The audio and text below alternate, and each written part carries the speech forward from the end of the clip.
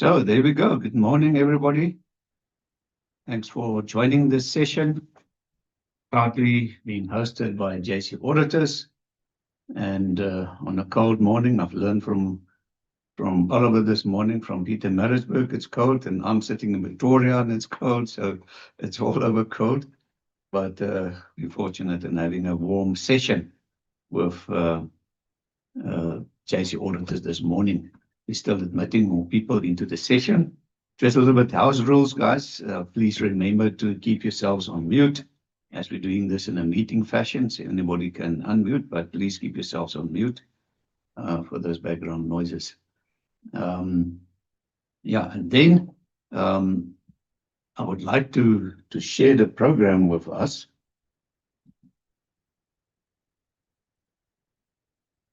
So there we go. It's the 19th of June, and we're talking innovations in fatigue risk management, moving from management to prevention. As I've said, it's proudly being hosted by JC Auditors, and a great panel also being put together by JC Auditors. Thank you very much, Oliver and team, for this. We really appreciate it. Ladies and gents, as you might know, that all the Transport Forum events are complimentary, including the related content on the website. And obviously we need people to fund all of this. Over the more than 18 years the Transport Forum has been running, and we would like to give recognition, but we're doing a little bit fun here, so we're having a competition. So what I'm going to do is I'm going to introduce you to our sponsors, and then after that, I'm going to ask questions about our sponsors, and I'll give you opportunity to respond in the chat room. And whoever is answering the question right, the first person will win the prize. And Eugene, I just want to confirm the offer for 2 free training master drive, that's still relevant. Yes, Harry, so it'll be either EC or B, whichever category the driver is. So not a problem. 2 of those for you. Great stuff. Thanks to Master Drive Eugene for that. We really appreciate that. And I'll tell you a little bit more. We've actually got 2 Parker pens from the Transport Forum side there. So actually we've got 4 prizes to be won today. And so should you listen carefully, and you answer the 4 questions right, the first one obviously answering the question will be the winner. So it's usually great fun doing this. But okay, so back to our programs. You'll see we're doing innovations in fatigue risk management, moving from management to prevention. I'm going to do the opening, and then I'm going to gladly hand over to our host for the day, and our MC is Oliver Naidu. He's the Managing Director of JC Auditors. So as soon as I'm done with the recognitions, then and the competition, we will then hand you over, and he will then take us through the program. So, ladies and gents, just concentrate between these different pieces. So this is the first portion of our event, and this is so there's the second half of our event. You can see great topics. And there we're introducing you to our quiz. So we've got 2 Parker pens that you can win, and then 2 free training sponsored by Master Drive. Thank you very much for that. So let's have a look at our sponsors from the Transport Forum. You can see we've got industry associates with us. Those are industry bodies involved with the Transport Forum. And we've got media houses, and then we've got gold sponsors involved with the Transport Forum, and then our platinum sponsor with the Transport Forum is C-Track. All right, so there's the associates being involved with the Transport Forum. I'm quickly going to take you through them. Got the South African Association of Freight Forwarders. What does it take to compete on the world stage? To go head-to-head with the best of the best. Excellence, agility, resilience, the willingness to keep on evolving. It takes courageous leadership, to be bold and chart the course, to connect the dots, bringing stakeholders together, to overcome the hurdles we all face, and to deliver best practice. It's about business at the click of a button, delivering at the speed of the internet, connecting people, products, and places, strengthening our supply chains, faster and more cost-effective than ever. Since 1921, we've given voice and vision to the freight forwarding industry, navigating the tides of international trade, evolving ever more sophisticated supply chains, bridging local and global markets to move our economy forward. Welcome to our world. The South African Association of Freight Forwarders, architects of transport for over a century.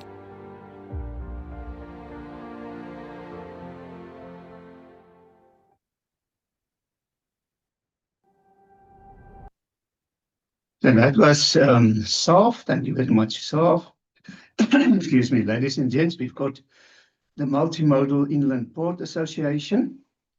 One of the associates, sorry, I'm out of breath. I had to run to get some equipment here in place. We've got the African Rail Industry Association, the Sel and Tlaupoon team, also one of our proud associates. The South African Express Parcel Association, SAPA.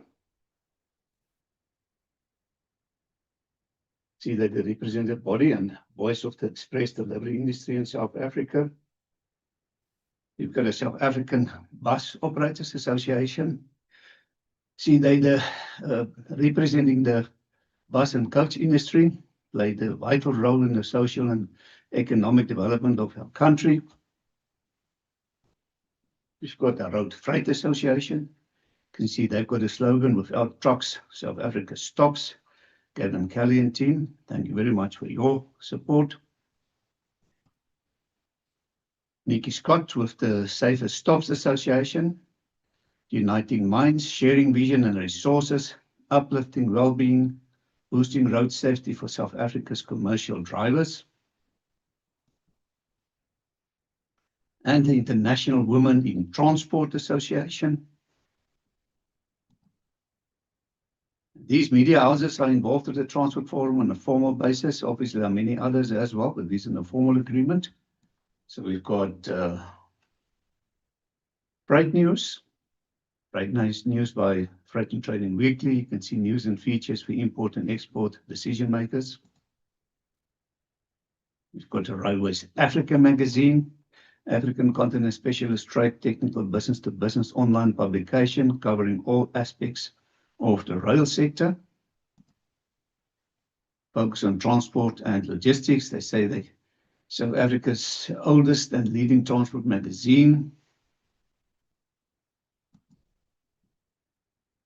Engineering News, real economy news, real time, premier source of real economy news, daily coverage of South Africa's transport and automotive sectors, accurate and timely news reportage.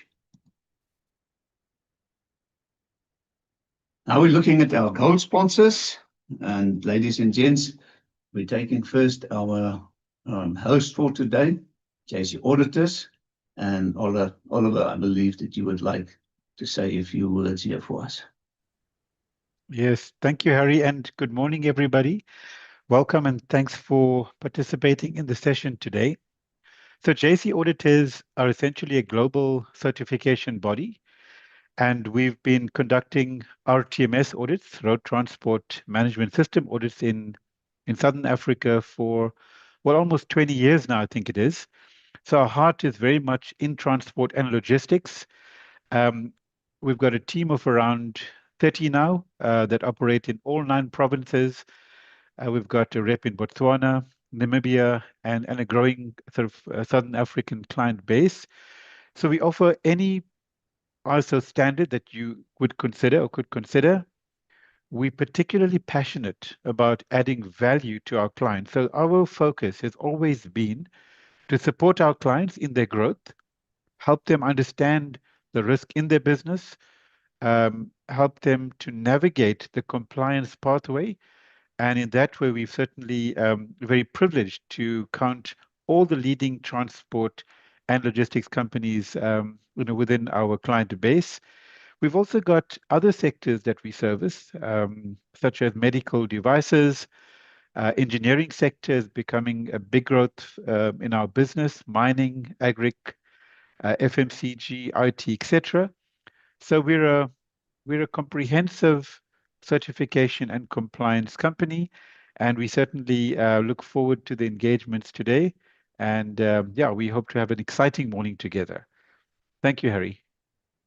Thank you, Oliver. Much appreciated, and looking forward to being hosted by JC Auditors. Got C-Track. C-Track is the platinum sponsor of the Transport Forum. Let's have a look at their great video. Managing a fleet isn't just about tracking vehicles anymore. It's about intelligence, efficiency, and control. Still, who has the time to actually process all that information and make so many decisions? With multiple moving parts and a data overload, it's easy to miss what's important. C-Track's Crystal platform puts you back in control with smart, AI-powered insights. You're not just keeping up, you're staying ahead of the competition by reacting faster and smarter. Whether you manage a handful of vehicles or thousands, Crystal scales with you. From new entrepreneurial ventures to established enterprises, Crystal grows and adapts with your fleet. Because no two fleets are the same, and different industries have different requirements, you can add additional business features as you need them. Like analytics, custom AI scripts, electronic proof of delivery, routing, scheduling, and cameras, our solution offers a strong core with modular optional plugins and AI that works for you.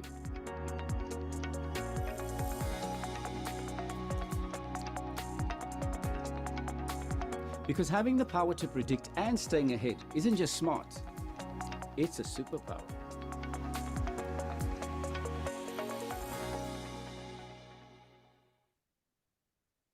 Great. Thank you very much, C-Track. As it is, we've got Freeway, fleet management software.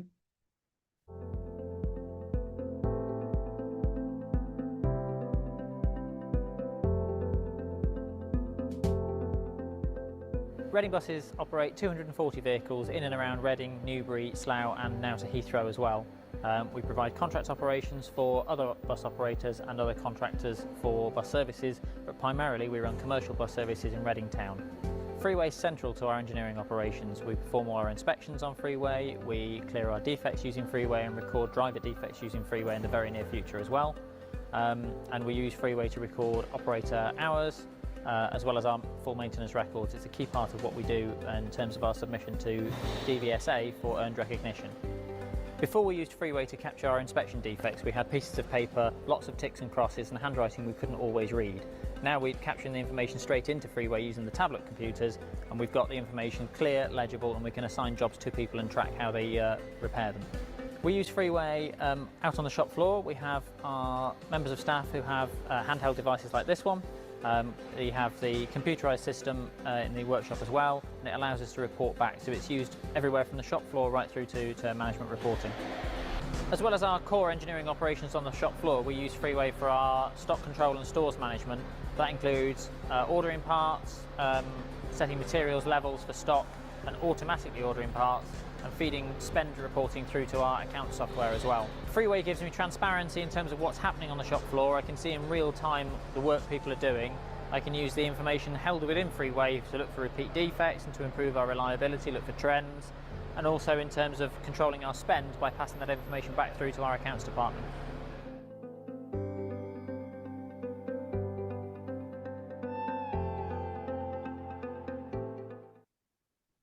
Thank you, Freeway.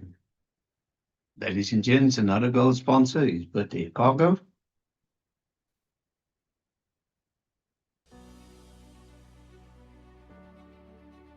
In the world of express freight, there's one name that stands above the rest: Bid Air Cargo. Our airport-to-airport line haul service is the backbone of South Africa's express freight industry. At Bid Air Cargo, we don't just deliver cargo. We go the extra mile to ensure a seamless and efficient experience in South Africa. With our unwavering commitment to excellence and improved technology, we handle your cargo with utmost care and deliver it on time, every time. Our dedication to service excellence is what sets us apart. We live by our core values of service excellence, mutual respect, integrity, and accountability. When you choose Bid Air Cargo, you're choosing a partner that takes pride in going above and beyond.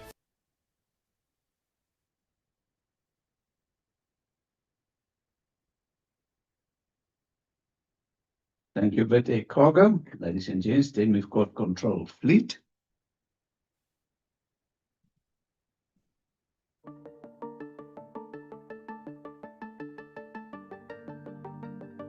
At Control Fleet, innovation is at the heart of every decision we make. We execute like never before. Our features include planning, scheduling, driver application, and our value proposition is continuous value and execution for you. We love logistics and transport operations, our clients, and our aim is to provide them with new age technology, innovate their business, and take them to the future.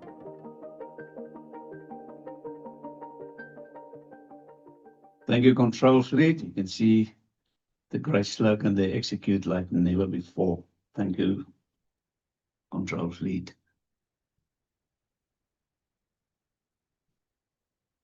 Unitrans, another gold sponsor of the Transport Forum. Our continent continues to grow, and our industrial division is focused on connecting Africa to global markets.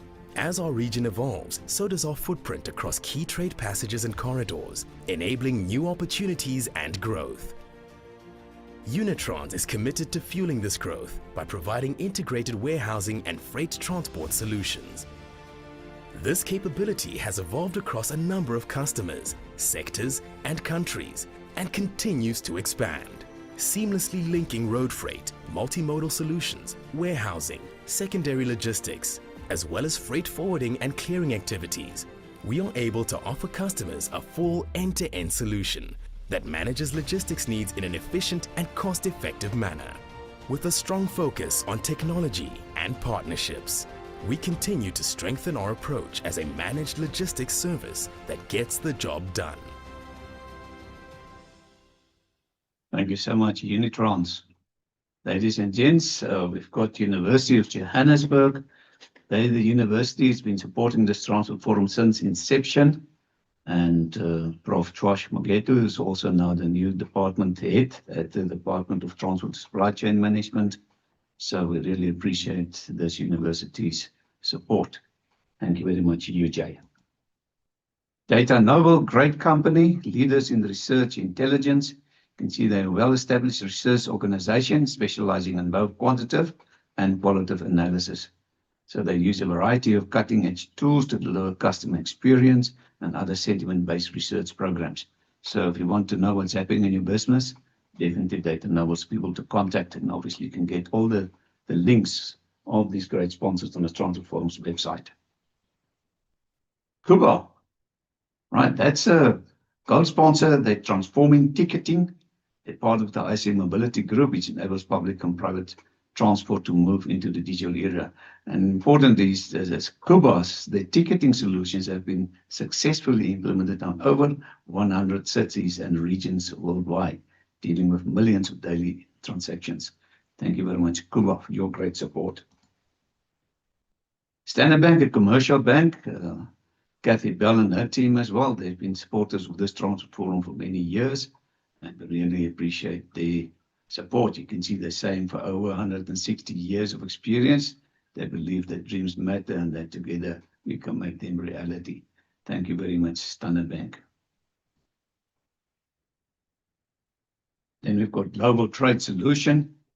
You can see innovative solutions transforming the global supply chain. You can see they're doing consulting and strategy, software solutions, and specialized services, all about imports and exports. Thank you very much, Global Trade Solution. We've got Zutari, Impact Engineered, Consulting Engineering Group. Really appreciate their support. also for many, many years, around about 8 years already. So Tari has been a formal gold sponsor with the Transport Forum. Then we've got Easy Clear, software solutions for customs clearing, freight forwarding, and logistics providers, covering air, sea, road, and rail. Thank you very much, Easy Clear. Then we've got Ticket Pro, and they've got the Smart Tab solution, and that is it includes key features like comprehensive route management, flexible passenger payment methods, flexible route and fare product setup, shift and dispatch management, cash assist and inspection tools, and comprehensive management information systems and reports. Thank you very much, Ticket Pro Smart Tab. Then we've got Internet of Things integration, IoTI. Let's have a look at their great video.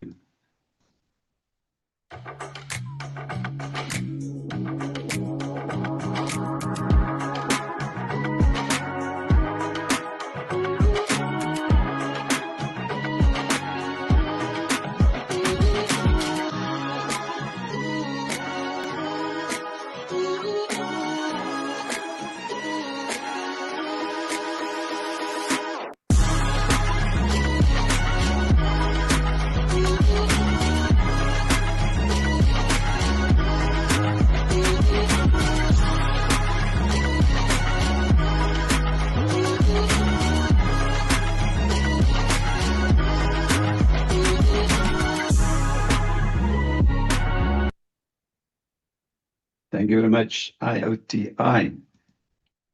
Then we've got In Control.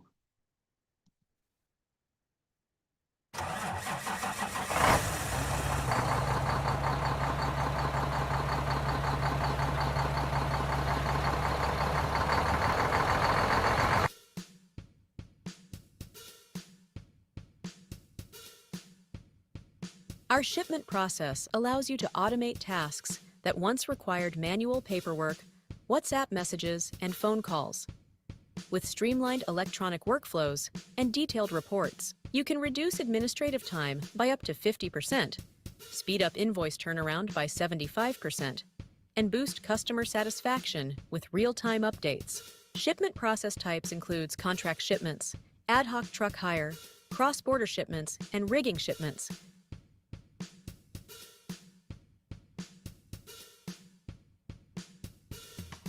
Our RTMS software allows you to automate data collection effortlessly, guarantee accurate.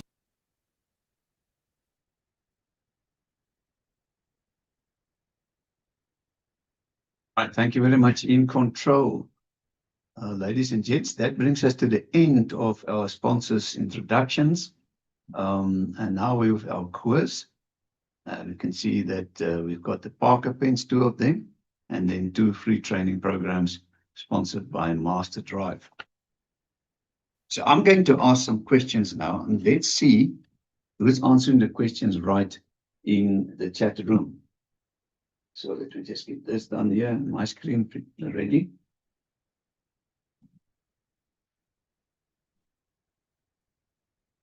Ready.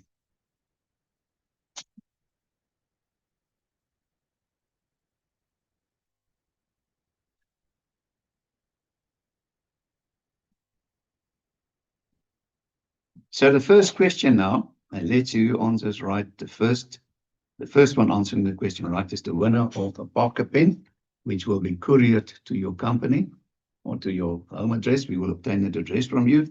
So the first question is, it's a gold sponsor of this Transport Forum. They say they're a SANAS accredited certification body providing international recognized certification. George van Heerden, you were the first. Thank you very much, George van Heerden. So I might just make a note here. The first Parker Pen, the second Parker Pen. This is a gold sponsor of the Transport Forum. And they've got the slogan, execute like never before. Who is this? There we go. Jonathan Mfaki, you're the first one there. Congratulations.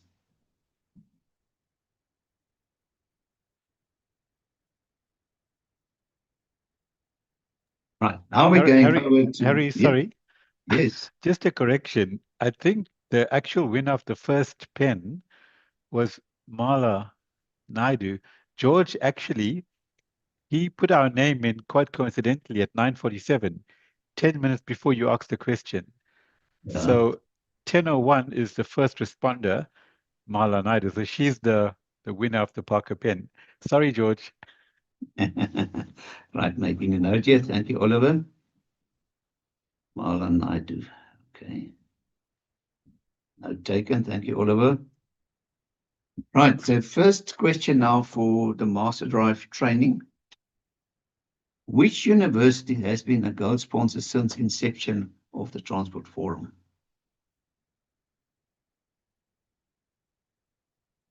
It seems like Derek Kabinde. Congratulations, Derek. If you guys are sharp, even as a cold morning, it's not putting you off. All right. The second one, the second Master Drive training program. This is a gold sponsor. Which commercial bank is a gold sponsor with the Transport Forum?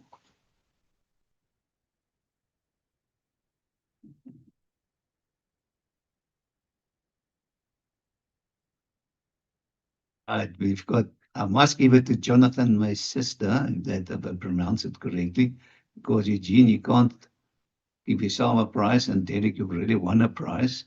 Well done anyway. So we're going to give this to Jonathan, my sister. Right, let me just make a note here.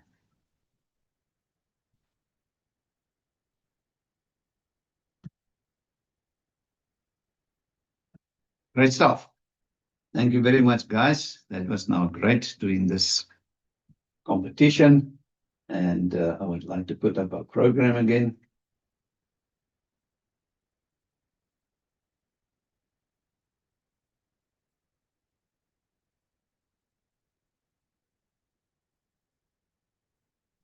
Actually, I just want to remind you of something here.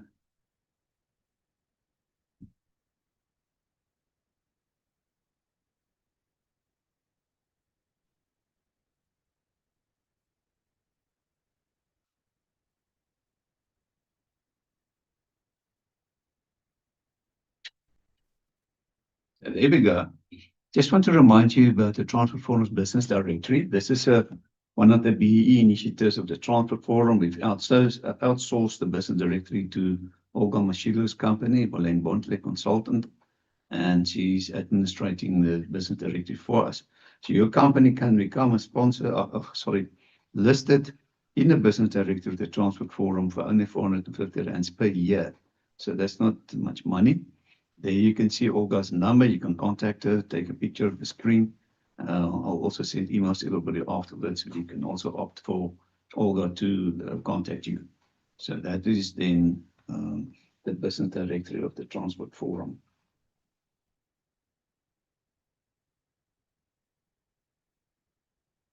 Just a reminder that you will be able to download the presentation from that website.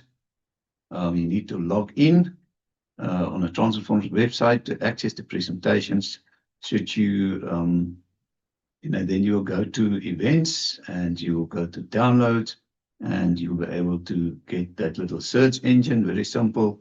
You can type in at the description any title, guy's surname, or a topic, and hit search, and it'll search through all the more than 900 presentations, giving you, your research results. Or you can go to category, register events date, hit research, and you can get your information. So very, very powerful.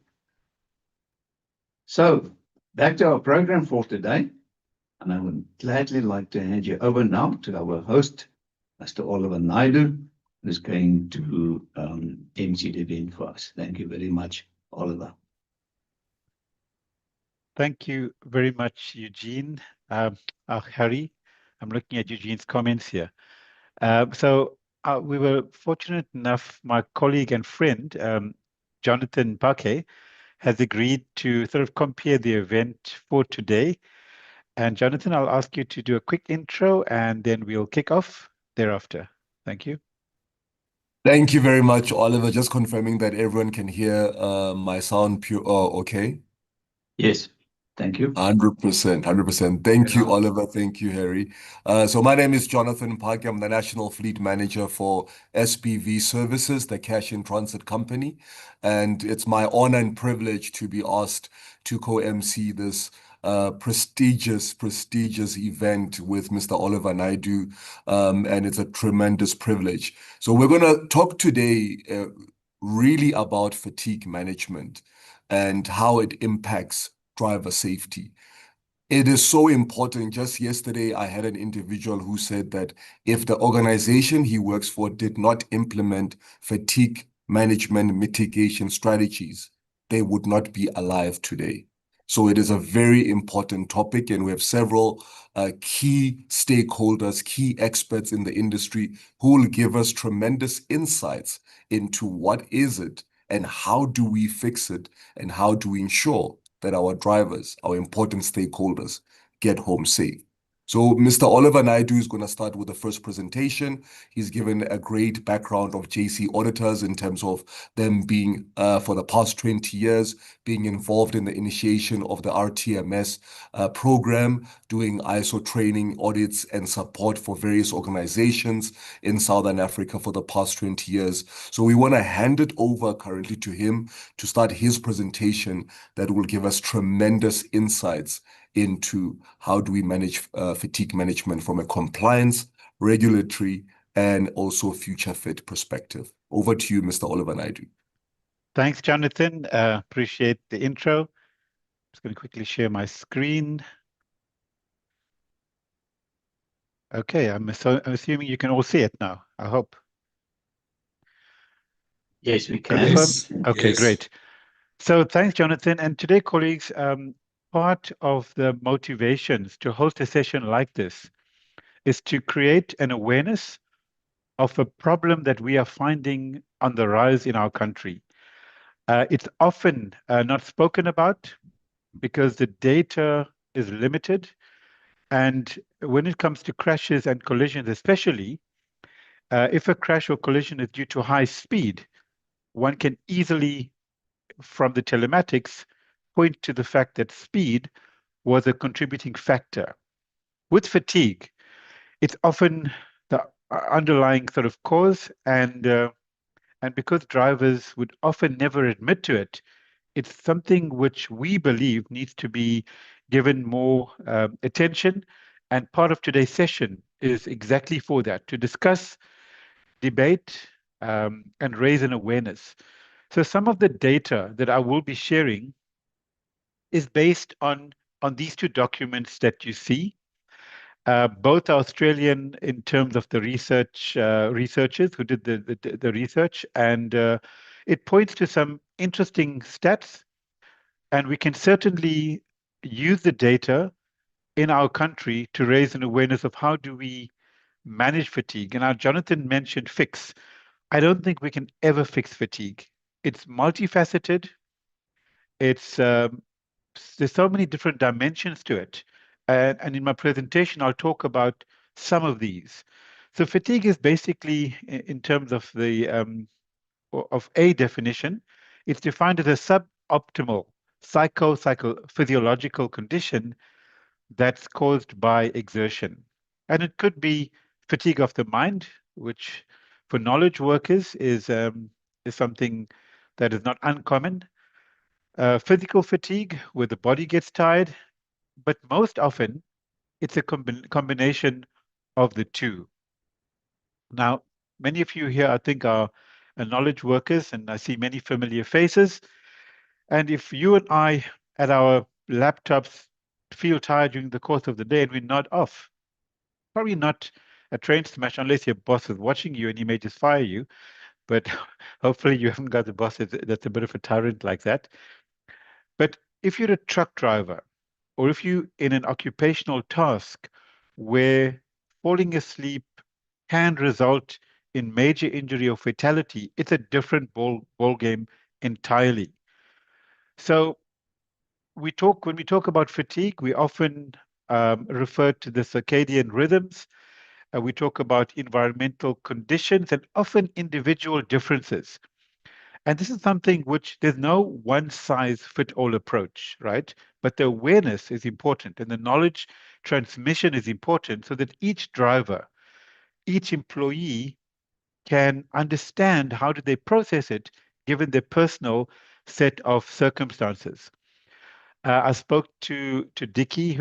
We often participate in driver safety days, and we had one, I think, last year, November, at the highway junction in Harrismith. And there was a gent, Dickie, who drove for various transport companies. He spent, I think, 25 years at Tanker Services and then moved over to another company, which I can't remember now. But he had a 40-year accident, incident-free driving career, which I thought was phenomenal. And I got to talking to him, and asking him questions around, various aspects of driving and defensive driving. And the one thing he said to me, and he'd driven, DRC and various other North African countries, he said he would often sleep in the cab for 5 hours at a time, or sometimes less, because in certain of these routes going into the north, you cannot just pull over and sleep because of the safety risk. But he said he learned to understand his individual body mechanism. And that is how he managed fatigue. So the point I want to stress is, although we will talk about shift hours today, we'll talk about driving hours, we'll talk about lots of factors, but in your responsibilities as supervisors and managers, always try and get the individual message across so that drivers and employees can apply it to their individual context. So fatigue, as we know, does result in various negative impacts, including slower reaction times, lapses in attention, and of course, altered decision-making. And this can be, in a worst-case scenario, often debilitating. So the factors around, or the causes rather, around fatigue can be divided into three broad categories. Lifestyle factors, including occupational environments, and most of the presentations today are going to focus on that. In other words, in the freight sector, the occupational environment, how can we control, monitor that so that we mitigate potential incidents and accidents. Physical health and mental health issues also cause fatigue. We don't have too much control from an occupational perspective, but certainly providing the information to employees is part of the role we have as managers and as industry leaders. Lifestyle factors, there's various factors and you can see them on the screen. I certainly don't think in my presentation we can go through them in any detail, but we have to take into account these lifestyle factors that can and do impact on our workers, on our drivers, etc. Physical health and medical factors, again, as you know, most leading transport systems do call for at least annual medical fitness examinations for drivers or other employees as well. And the purpose of this is to detect any underlying medical conditions, any chronic illnesses that could make these drivers or employees a higher risk in the workplace. So medical factors are important. Mental health, which I think only fairly recently is gaining some level of attention, especially from an occupational perspective. But as you can see, this is an infographic was done by a UK-based research body. And on the top right of the slide, roughly, what's it, 30 plus 39, almost 70% of managers respond in a negative or indifferent manner to employees who talk openly about mental health. So you can see there's clearly some stigmatization of employees with mental health. So I just want to point to the fact that we need to be conscious of this dynamic when we talk about fatigue. And in my presentation, you'll see I'm kind of laying the foundation a bit, talking about fatigue in general and in a very holistic manner, so that when the presentations after mine will follow, I think it's just important to realize that fatigue risk is multifaceted.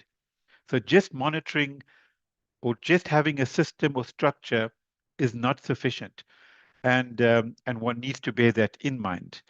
The impact is obviously decreased productivity, increased errors and accidents, and that is really a big part of today's session, is to raise an awareness within the freight sector. How can we, as the freight industry, use this kind of information to implement the best possible systems to mitigate incidents and crashes, fatalities, etc. And the others are high turnover rates, reduced quality of work, and negative impact on team dynamics, etc. So the physical, cognitive, and emotional symptoms and signs, I think I've kind of summarized in some way, and I'll talk about that in the next slide or two. But the focus for us today is around the symptoms and signs of fatigue when related to driving or the task of driving. And that's what will, I think, take up most of our attention today. Some survival factors, you know, one can survive without food for 3 to 4 weeks, and and not having water 3 to 4 days, not having shelter 3 to 4 hours, and a bit dramatic, but just to make the point, you'd only survive 3 to 4 seconds by not staying awake at the wheel. So if one were to fall asleep for just 4 seconds at a speed of 100 Ks, your vehicle would have traveled 111 meters. And can you imagine if you're driving, you know, a Superlink, that's 56 tons, going at 100 Ks per hour for 111 meters, that can do massive amounts of damage. And we see it. We see it very frequently where a truck does incredibly, incredible damage, lives are lost. So it's not just theory, colleagues. This is stuff that happens every day on our road networks. And most of you, I think, will follow these on your WhatsApp groups. It's not uncommon every day to find an incident like this. Now, interestingly, this was a slide which I extracted from the RTMC's last annual report, I think in 2022 or 2023. And the question they asked when investigating crashes was how drowsy did the motorist feel before falling asleep behind the wheel and crashing? And you'll see, it's interesting, 37% said very, and that's good because then we know if you do feel drowsy, there's a good chance you will crash or have an incident. But what's of concern is that 23% said not at all, which means there was no symptom, yet they had a crash due to fatigue. So it's not purely only symptoms, even though symptoms are critical, and it's something we will talk a lot about in the following presentations. The next question they asked for crashes where fatigue was deemed to be a cause, sorry, I can't see this. How much of sleep did you have the night before, before the crash happened? And you can see from that, 32% said they had between 4 to 6 hours, 28% 6 to 8 hours, etc. So it does point to the fact that having less sleep is more likely to cause fatigue and to cause crashes. So it's obvious, I think, to make the conclusion that the crash risk increases with increasing level of fatigue. Signs of driver fatigue, and this is something I think if we're honest with ourselves, we've all experienced at some point in our lives, and we've possibly taken a chance. And this is the danger, where a truck driver will think, I've got 4 more Ks or 5 more kilometers to get to the depot. Yes, I'm tired and I'm nodding off, but I think I can make it. And they often can't make it. So blinking, yawning, lane drifting, wandering mind, braking late. And I'm sure when we are on the N3, the N1s, we see it all the time, where people brake late, they drift between lanes. So these are all signs of fatigue. And this is something, colleagues, if you are in fleet management, one should incorporate this. And Eugene will talk just now from Master Drive, and I think Dirk Kokomor at the end, and they both driver trainers, will talk about how important it is to get inside the drivers' minds with this kind of data. So globally, it's estimated that 20 to 30% of all major road crashes are likely to have fatigue as a contributory factor. And part of the challenge that we have, you can test for alcohol. You can check at the point of impact what was the road speed, but there's no definitive roadside test for fatigue, and even less so in terms of regulatory requirements in our country, certainly. So as the industry, we often purely look at hours of work and rest, which is important, mind you, because shift hours, driving hours, rest stop hours, these are all essential parameters, which I think Go Metro, Chris Sachs, and Control Fleet, Renko will talk about later. How can we use monitoring tools and data to help us keep a track of these, I'll call it diagnostic indicators that could result in crashes and collisions. So these are all important facts for us to note. This is an infographic from an Australian study done. And what they found is that the greatest risk of an increase in drowsiness occurs after 15 hours of day driving. In other words, if a driver comes on shift in the morning. So the greatest risk happens after 15 hours on the day shift. But the second one is actually quite alarming. When we talk night shift, that 15-hour fatigue barrier, if I can say it that way, now is reduced to 6 to 8 hours. So when a driver starts the shift in the afternoon or evening, he's more likely to be drowsy within 6 to 8 hours of that shift. And the other stats they quote is that after 5 consecutive shifts, if a driver is driving for longer than 13 hours, it does point to an increase in drowsiness. And as they call it, backward shift rotation, or we call it shift change, when you move from a night shift to a day shift, that's also a key period where your risk level increases.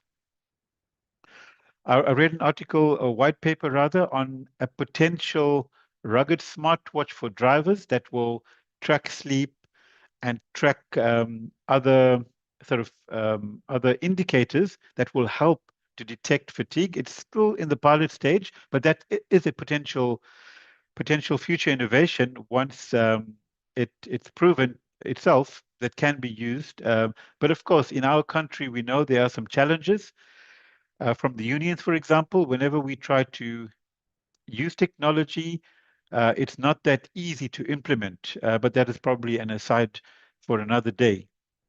So when we look at crash scene investigation, the signs of fatigue, it's fairly easy for an experienced crash scene investigator to find these out. Solo vehicle crash or a vehicle crashed into the back of another vehicle. Many of you would know Chris Stretch, who's the Director of Freight at the KZN Department of Transport, and he's often made us aware of the number of single vehicle incidents between Heidelberg and Sedara on the N3. And these are vehicles where there's a single vehicle that simply goes off the road and crashes into a tree or a light post or whatever it may be. And that clearly indicates that fatigue was a factor, or driver wellness, possibly another. No signs of brakes being applied clearly indicates that the driver crashed and he wasn't even aware that he was going to crash. Vehicles have no mechanical defect, or the tires are fine. Often these fatigue crashes, when they happen in good weather conditions and clear visibility, will point to the fact that fatigue was the cause, because there was no environmental issue that may have contributed. And I've often seen these videos, and I'm sure many of you have as well, where you see the driver, and you see the footage, and he could have clearly seen the point of runoff or clearly seen the vehicle in front, but he or she didn't see it. And these are all indicators that the root cause was in fact fatigue. Let me check on my time. Okay, I need to speed up a little bit. So the lack of speed is similar to impairment caused by alcohol. And in that slide, you can see in terms of impairment, the blood alcohol content equivalent to 17 consecutive hours of being behind the wheel or being wakeful is equivalent to 0.05, which is our legal limit currently. And in terms of impairment, the way they made the alignment, blood alcohol of 0.1 is equivalent to 24 consecutive hours of being awake. So the impairment levels are the same or equivalent. And that is, again, alarming, but something we should take into account. Okay, I'll skip through this quickly, but essentially we all, I think, are fairly familiar with what we call the graveyard shifts. These are points during the day, or periods during the day rather, where we've seen a higher incident rate of crashes and collisions. So managing fatigue, colleagues, it's not easy. It certainly isn't. There's no silver bullet, but it will require a multi-pronged approach and a very holistic approach, taking into account employment factors, in other words, stuff that we as managers and owners of businesses can control and monitor. But it also looks at, I can't see on my slide, let me quickly move it. Yeah, it looks at employee factors or non-work related factors here, where we have limited control over the driver or employee's lifestyle. And this, again, will come to using technology where possible. And we'll talk later to Chandra of Predictive Safety, who's got an app that will help in that regard, or potentially help. But also we need to, again, like I said, educate, inform, and bring fatigue as a really integral part of our driver training initiatives. Okay, I'll skip this, but it's probably too detailed for our purposes. But there is a circadian rhythm, which points to the fact that we all have a peak alert period, which normally is during the course of the day, and we do tend to want to sleep at night. Enough said. But you have the presentation. You can, if you want to chat further around that, we can certainly engage. The only cure for fatigue is sleep. Jonathan, I need 5 more minutes, so I'm going to keep going for a bit longer. I'll skip that, but this shows that there are different time or different optimal sleep times for the different age groups. I will skip that. I'll skip that. So as the kind of summation, fatigue cannot be eliminated. I wish it could. But to be honest, risk is part of any business. We could all stay under the blankets and never wake up and avoid risk, but where's the fun in that? So risk is part of our lives. How do we manage it is critical. And certainly we believe in what we see in the audits we've conducted over the past 20 years, companies who do have a proactive and a structured management system, not just for fatigue, but other issues like vehicle maintenance, tire management, how do they manage their operations? So structured systems do help to mitigate these kind of risks. And we've seen as well, it's what we do for business. Companies that do have accredited management systems approach do tend to have fewer crashes and do have better corporate governance in place. And of course, all these management systems that are accredited are adding value to the supply chain. And in fact, the leading economies in the world do have a threefold larger number of companies accredited than those in the developing economy. So it points to the fact that the more advanced an economy is, the greater the tendency for the supply chain to be not just regulated, but to have supply chains where management systems are promoted. just an interesting slide. We've done an audit on the city of Cape Town. They've got a fleet of around 900 vehicles ranging from little 1-ton buckies all the way to an 8x6 truck tractor. And what they've seen, the impact of their structured approach has had a market impact on the incident rate. And you can see from back in 2008, where the incident rate was 27%, they brought it down substantially. The last time I spoke to Willem Janssen van Rensburg, who was a former fleet person there, it was around 5%. So this is one of many case studies that we've seen that demonstrates the value of a structured approach. Okay, there are various standards that one could use. Related to fatigue, it's ISO 45001. And all these systems that we talk about has a similar methodology. In other words, having a structured mechanism by which one plans, having defined support and operations processes, evaluating performance. One cannot improve what you don't measure. So performance evaluation is a critical component and one that we audit fairly stringently, because that tells us, is the company evaluating the performance? Data does not lie. And so performance evaluation is a crucial component of a system. And the whole idea, colleagues, is to improve and to have a cyclical approach to continually innovating, improving, and to ensuring the business is keeping control of things and also gradually keeping track of latest developments in the industry. And in that way, not just mitigating risk, but ensuring the survival and sustainability of the business. Okay, this is a quick slide. It talks to risk management. There's a whole science around how do we identify risk, how do we analyze it, how do we evaluate it. If you're interested, we can talk in a poster webinar about that. I think I'm quite close to closing, Jonathan, so bear with me. Now, this is something which I think is critical for me to demonstrate. This is where the rubber meets the road. Any management system, and when we talk fatigue, you can see there are various hazards around driver impairment from fatigue. On your left, we look at what are the threats, be it stress or fatigue, be it being under the influence of drugs or medication, due to night driving, physical fitness issues, whatever it may be. So we identify the threat, we look at the potential events, we then use in this case, the PACE methodology, which is simply an evaluation tool to rate the risk in terms of, is it a high risk, medium, or low? And then perhaps most importantly, on the right-hand side, how do we control the equipment and people barriers? And this is really where what we focus on in the audits and what we believe is ultimately the acid test. What controls do you have? How effectively are they implemented? And how consistently? So you might have a phenomenal system, great technology, but if you aren't using it consistently, it can lead to crashes and collisions.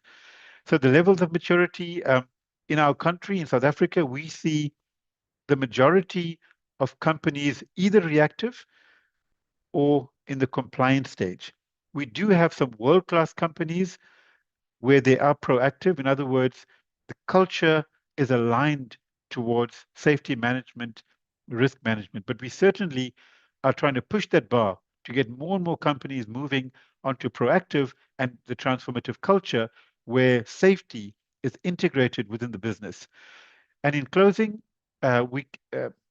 quoting Einstein, whose hairdo I quite admire, which is a lot better than mine, we cannot solve our problems with the same thinking we used when we created them. So as industry leaders, as responsible people responsible for safety in the freight, we should use technology, systems, measures to help our people do things better so that they can do better things. So I'm sorry I went over the time a bit, but I hope that's sort of laid the platform for the presentations that are to come. Thanks, Jonathan. Thank you so much, sir. That was a very insightful and very thorough presentation. I think one of the key things that stood out for me is the effect of alcohol or the effect of lack of sleep being commensurate to a high usage of alcohol really gives us the quantum to really understand the seriousness of this matter. Thank you so much, Oliver. That was absolutely tremendous. Moving along, we're going to have our next speaker, Mr. Eugene Herbert. He's the Chief Executive Officer for Master Drive.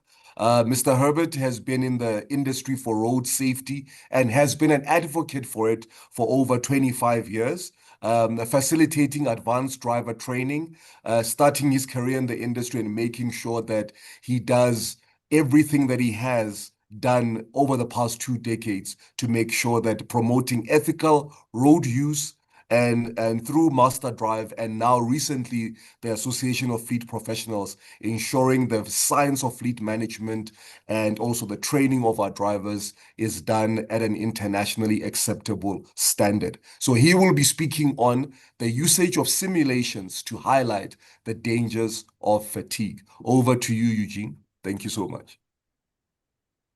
Thank you very much. If I can have screen share, there we are coming up. Thank you.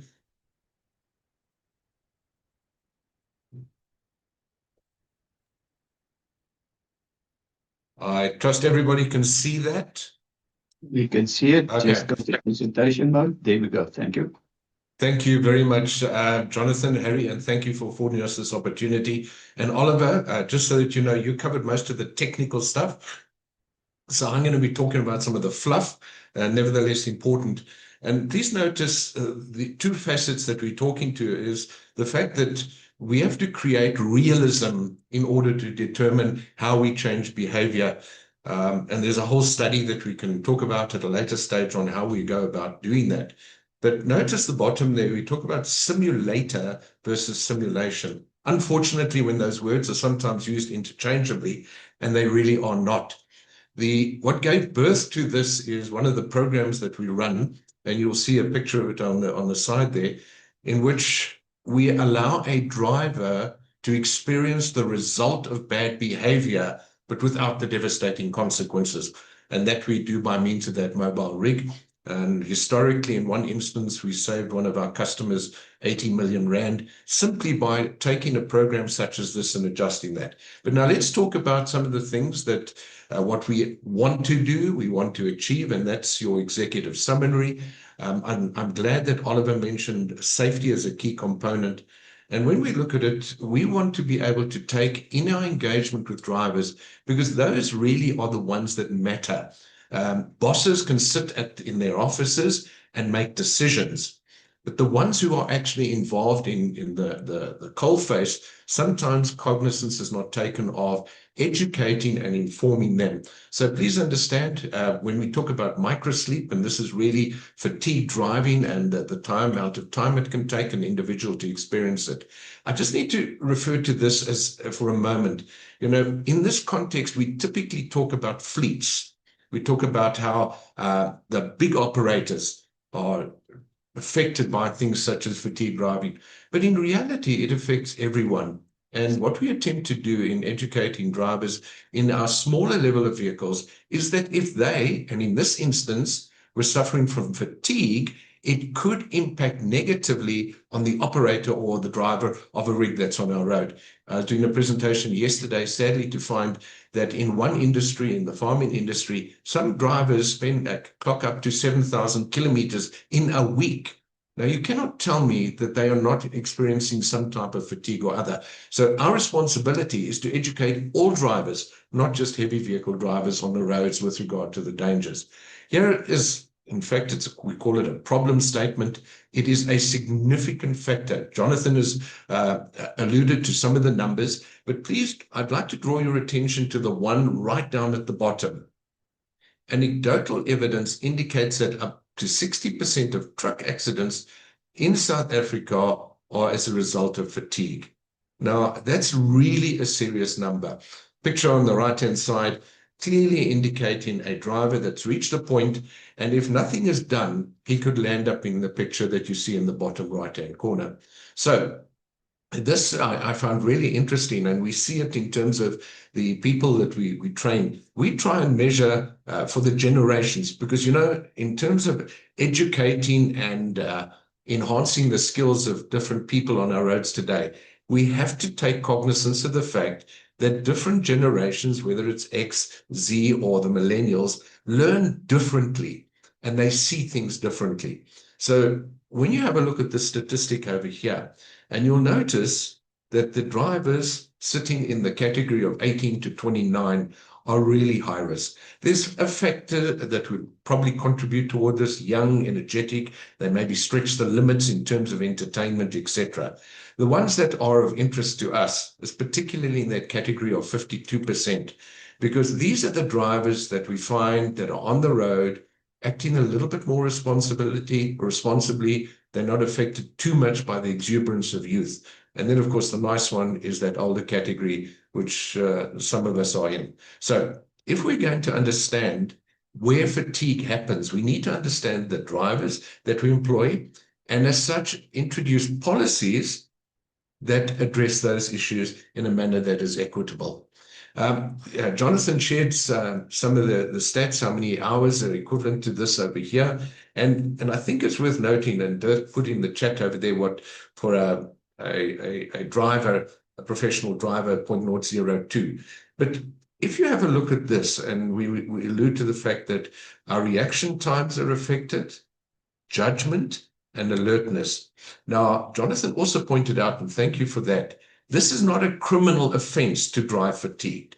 And as he indicated, there's no roadside test that you can do that will enable you to determine whether or not a driver who was fatigued was responsible for the crash.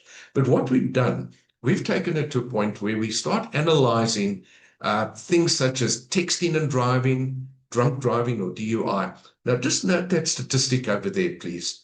8 times more likely to be involved in a crash when somebody's using a cell phone. Now, even in terms of proposed legislation, the attention given to people using cell phones is not nearly enough.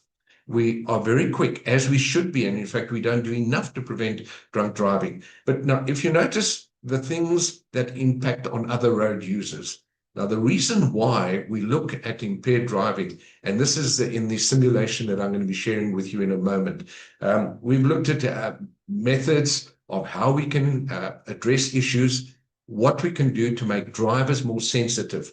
If for a moment, if you just have a look at the infographic on the right-hand side over there.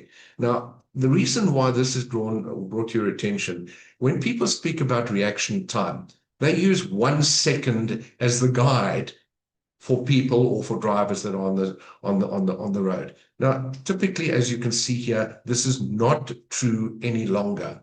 Reaction times are key and critical to preventing a crash or an accident. And therefore, what we determined to do in those training programs that we ran over there, I introduced you on our heavy rollover prevention training program, we found that it was an ideal opportunity to demonstrate to drivers the impact of impaired driving. And in this case, we'll talk in a moment and show you in a video on fatigue. But just if you can have a look at the bottom over there, one can imagine if the typical reaction time is 1 second, which allows for a person to start braking, if it's impaired to that extent, and we don't have a figure for fatigue, can you imagine what we could avoid if we were not fatigued while driving? So here, we make use of something that is rather interesting, and it was proven in terms of us being able to use that to simulate the effect that impaired vision has as a result of being driving under the influence. We do a series of exercises, and when we do this with drivers, they really begin to comprehend, whilst they would not know if they were drunk or under the influence of alcohol, how they would behave. So we've used that technology, and we've taken it now to the point where we've introduced a simulation, but let the video do the talking. Right, so what we're going to do today is we've got technology which we use these glasses, right? They're the drowsy and impaired glasses, which we can simulate distracted whilst driving, and in this case, fatigue with the drowsy component.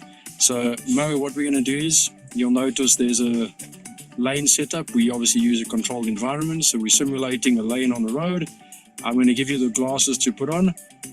You're going to drive down the lane for me. What I'm going to do is I'm going to impair you with regard to being drowsy. You'll see what the glasses do. What they do is it's putting you into a bit of a micro sleep state by means of shutting down the glasses, giving your vision back, shutting your vision down, giving your vision back. And then I want you to sort of see if you know how good you can navigate the lane or stay in the lane. Obviously, as you get further down the lane, the glasses are going to go into more of a longer state of drowsiness, which means you're obviously losing your vision. So basically, you micro sleep. Alright, so there are the glasses over there.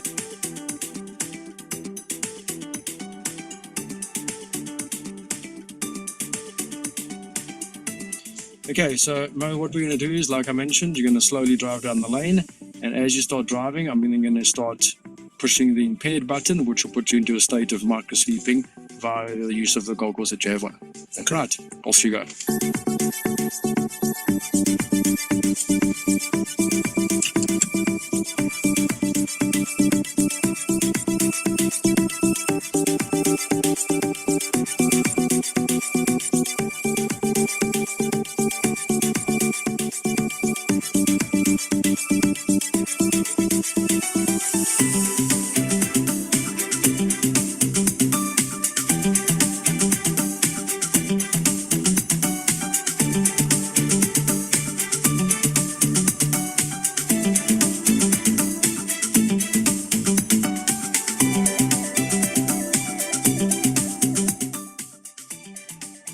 Right, so Mo, you can see by us using the glasses, which remember now we're on the drowsy mode, which is simulating what your vision experience or what you experience when you're in a fatigue state.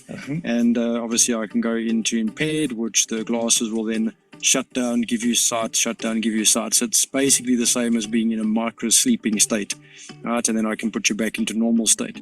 So you see there we use a nice controlled environment because, you know, we are trying to simulate fatigue. We don't do this on a public road. So that's why we can do it in a controlled environment with the cones acting as a lane with you driving. So your experience when you drove down there and I impaired you, how did it feel like you were in a bit of a micro sleep state, and explain dangerous this would have been on a public road if you were driving under sort of, you know, long period and, you know, under that state of micro sleeping and then eventually fall asleep on the public road. Yeah, look, if you look at the first instance, when you pressed it, it goes dark and then light again. So you'll find that I'm drifting off and then I'm waking up and coming back onto the lane, then drifting off. And then when it goes darker for longer, that's when I couldn't keep the car straight and I pulled all the way to the right up until I had the cone and you had to tell me to stop. So if I'm driving alone, chances I'm falling over on the side of the road, or if you look at in South African, then I'm oncoming traffic. Yes, so you can see that, you know, sort of this is a good educational tool to get people to experience what it feels like when you're micro sleeping. Correct. You don't realize it sometimes, and you try and fight it and, you know, stop, try and take a walk around the car or the vehicle, get back in, but in a couple of seconds you're again still micro sleeping and you don't realize the dangers, whereas now we can simulate it and we can realize exactly how dangerous it is, exactly what you did when you went off into cones here, which is great, but like you say, that could be an oncoming vehicle or off the road into a barrier or through a fence, etc. Yeah, and the thing is, while I was driving, I thought the car still going straight. But because I couldn't see what's happening in front of me, the car was actually veering off the road. Correct. So yeah, it's important. You know, we always state drive for maximum 2 hours or 200 kilometers, stop, have a break, etc. And you know, you can just imagine these long haul truck drivers, they sometimes doing 15 to 19 hour shifts and they experience micro sleeping the whole time, and luckily without consequence, but it's a time when they go into a little bit of a more state of micro sleeping, slightly longer like we did here, and then obviously things go wrong where they find themselves on the other side of the road or in a potential collision. Correct. All right, thank you.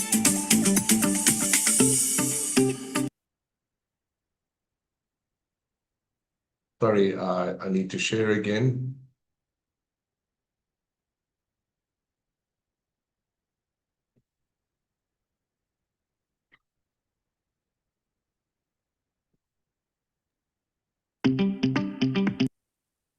Okay. In terms of the training that we do, and please understand that I don't know that this is unique to us, but we attempt to put the driver in a physical equivalent state so that they can begin to experience what the consequences are of actions. Now, this doesn't prevent drowsiness, please understand that. But as we have done with our drunk buster goggles, if a person can experience the results of impairment, so in other words, if we were running with our drunk buster goggles, and you're wearing those and you try to throw a ball into a bucket, you try to walk the straight line, you would realize the consequences of not being able to see correctly. And of course, with this, when we impair the vision, where periodically it closes, goes dark, light, and as a result of that, the driver we see begins to understand what could happen.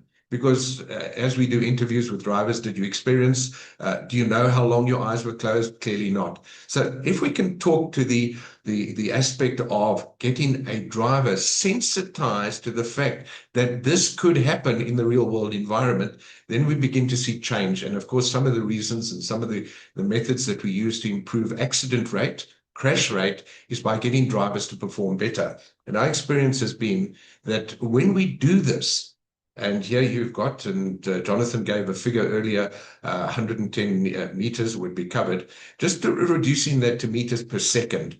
Now, if a driver, legal limit in a heavy vehicle is traveling 20 meters per second, we can begin to imagine if that microsleep goes up to, and we've got recorded instances of up to 30 seconds, we can imagine the devastation that could result. Now, if you have a look at this schematic over here, one of the other presentations that we have on is the risk with regard to arrogance, ignorance, etc. I would like you to just have a look at the two on the right-hand side over there, a danger thermostat and risk arrogance. Because what we see in many drivers today, they've got a level of risk, and I think Jonathan alluded to it, that last 5 minutes to get back to base. They prepare to accept because they have a level of risk that they in themselves understand, but they don't realize how dangerous it is. And that, of course, would then help us understand why arrogance is so important in addressing the issues of risk. I believe I can do it. I know I'm okay. And no more better evidence is if you have a look at this next picture over there. That's roughly, if the driver continues at 80 kilometers an hour, they're probably going to be at that point at the speed that they're traveling. And the driver may think, no big deal, because I'm on a freeway over there, I can manage what happens. However, if you have a look at a driver in that situation, think about the traffic, think about driving and a 50-ton rig meeting up with that bakkie over there. In other instances, it could be occupants in a vehicle. So if we begin to appreciate the seriousness of driving in a fatigued state, and unless companies, corporations do something to mitigate that, not just qualifying it on the basis of, oh, the driver had 8 hours sleep. What is the quality of the sleep? I think Jonathan mentioned to Dirk having spent 5 hours in the back of a cab. Have you slept in the back of a cab? And here's a challenge to anybody who's got a fleet of trucks. Go and do that, and then you will begin to see what your drivers experience. The exercise that we've done, please don't try it on the road or at your home. It's bound to end up in a disaster. And that then brings us to conclusion. I've made up time for you, Jonathan, so that the extra 5 minutes you took is well spent.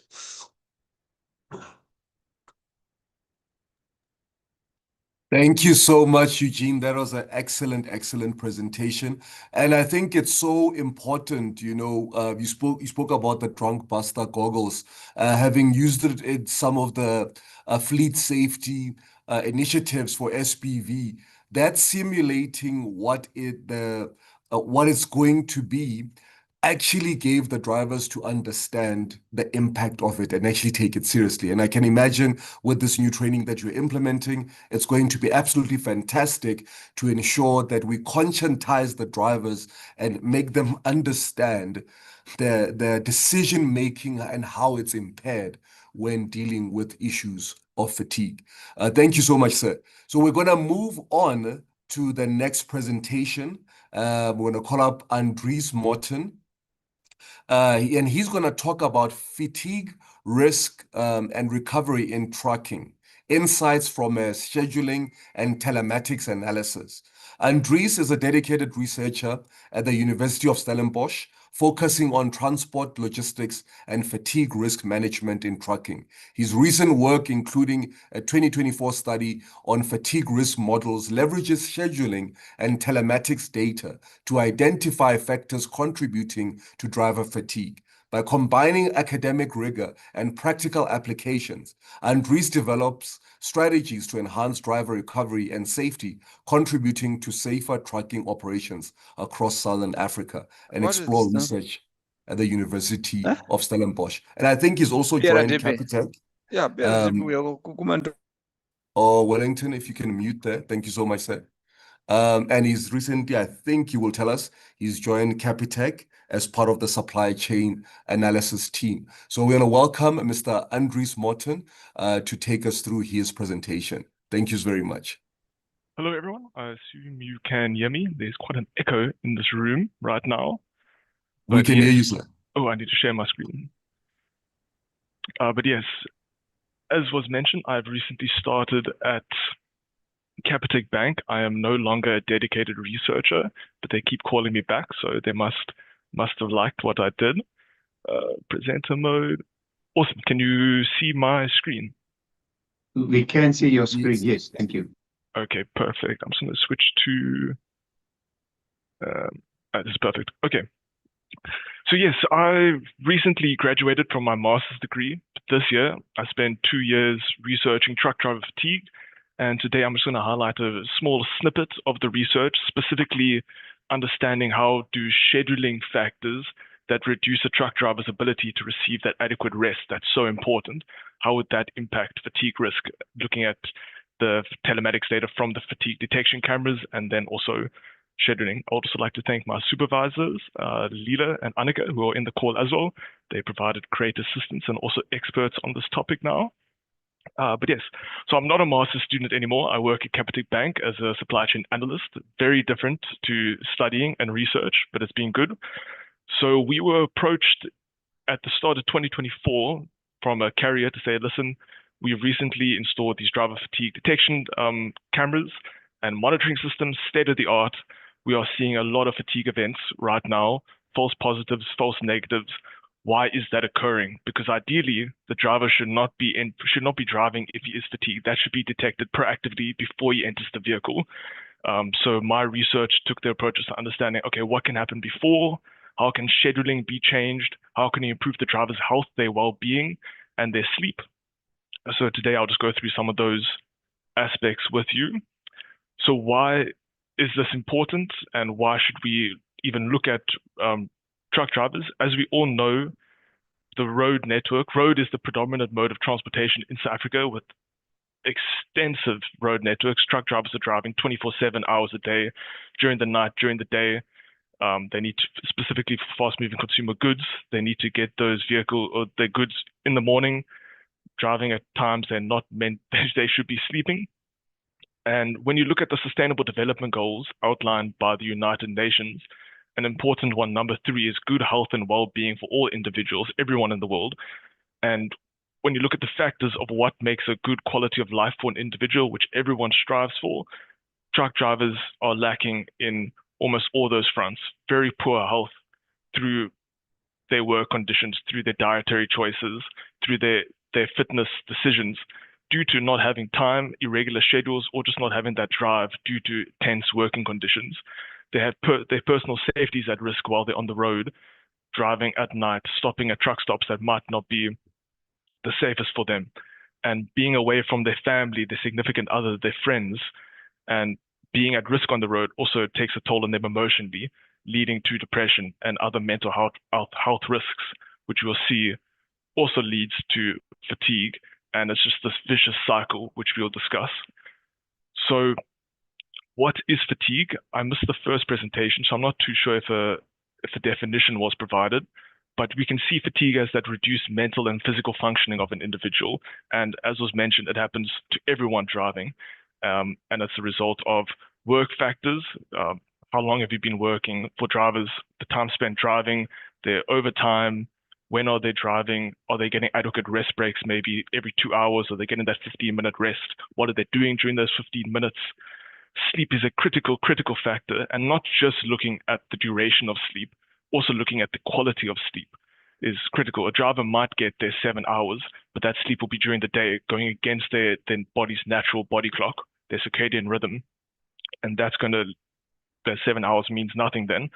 And then also health impacts fatigue. If the driver, he or she is not getting enough physical exercise, they're eating fatty, oily foods, it's going to result in fatigue as well. And these factors are all interrelated. You can have tip-top schedules where the driver is only driving for 9 hours each day. He's getting his allocated 9 hours rest while he's off duty. But if he's not getting quality sleep during those 9 hours, or the behaviors he's taking while he's at home or while he's working, he's still going to experience fatigue. So you have to look at each of these factors. So as we mentioned, fatigue is a multifaceted issue. When looking at driver behavior, when the driver sees, okay, how can I better manage fatigue? And when the carrier also looks at how can we better manage the driver's fatigue, you can't just look at one aspect. You need to consider, what is the driver doing at home? He needs to consider his decisions at home. How physically active is he? His physical health, his mental health, all very important.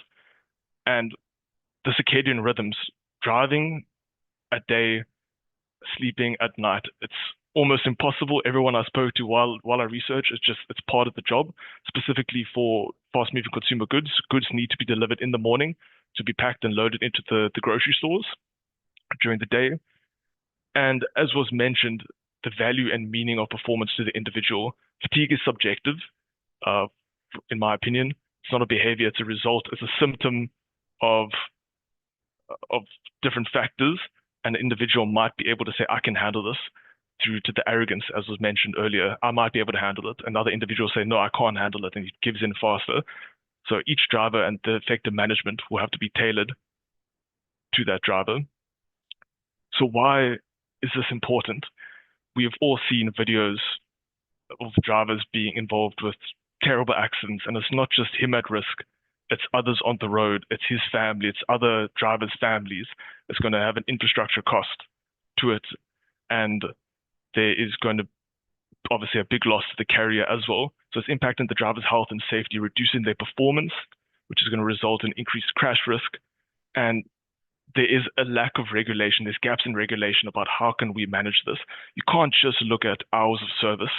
How long has the driver been off duty? How long has he been working? Or just install these fatigue management or fatigue detection systems in the vehicle. There's different layers which we'll discuss. So the realities of truck driver health, they are a huge at-risk population due to the significant time spent on the road away from their families at truck stops. So there's a high percentage of HIV-positive drivers, depression, smoking cigarettes, excessive alcohol consumption, being overweight. And that is going to result in an increased risk of fatigue. And then when an individual is fatigued, they are not going to take the healthiest behaviors. So leading to that vicious cycle I mentioned, where if you don't manage health, it's going to result in more fatigue. They're going to do more unhealthy actions, which is going to result in even more fatigue if that's possible. And as I mentioned, fatigue is a result in performance reductions, your attention on the road, your reaction time, and not even just your reaction time, your decision-making ability. You might react that, oh, the vehicle in front of me braked suddenly, but how fast are you going to make that decision? You can see it, but now you need to make that decision of what are we going to do?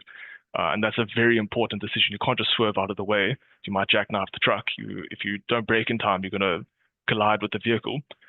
So, and it's not just the drivers at risk, it's everyone is at risk on the road.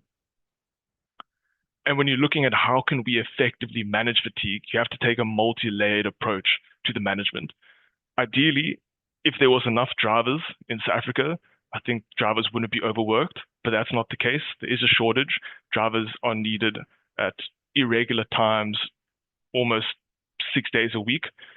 So if you can layer the first offense, everything might be fine, but you can't solely look at, okay, let's monitor the driver at home. Let's only do training.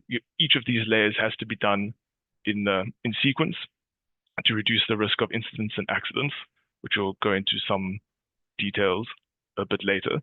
So let's discuss the interesting parts, some of the findings of my study, and it discusses the, work notifications, discusses the importance of driver behavior, scheduling according to the individual circadian rhythm, and the potential to allow further rest at the depot.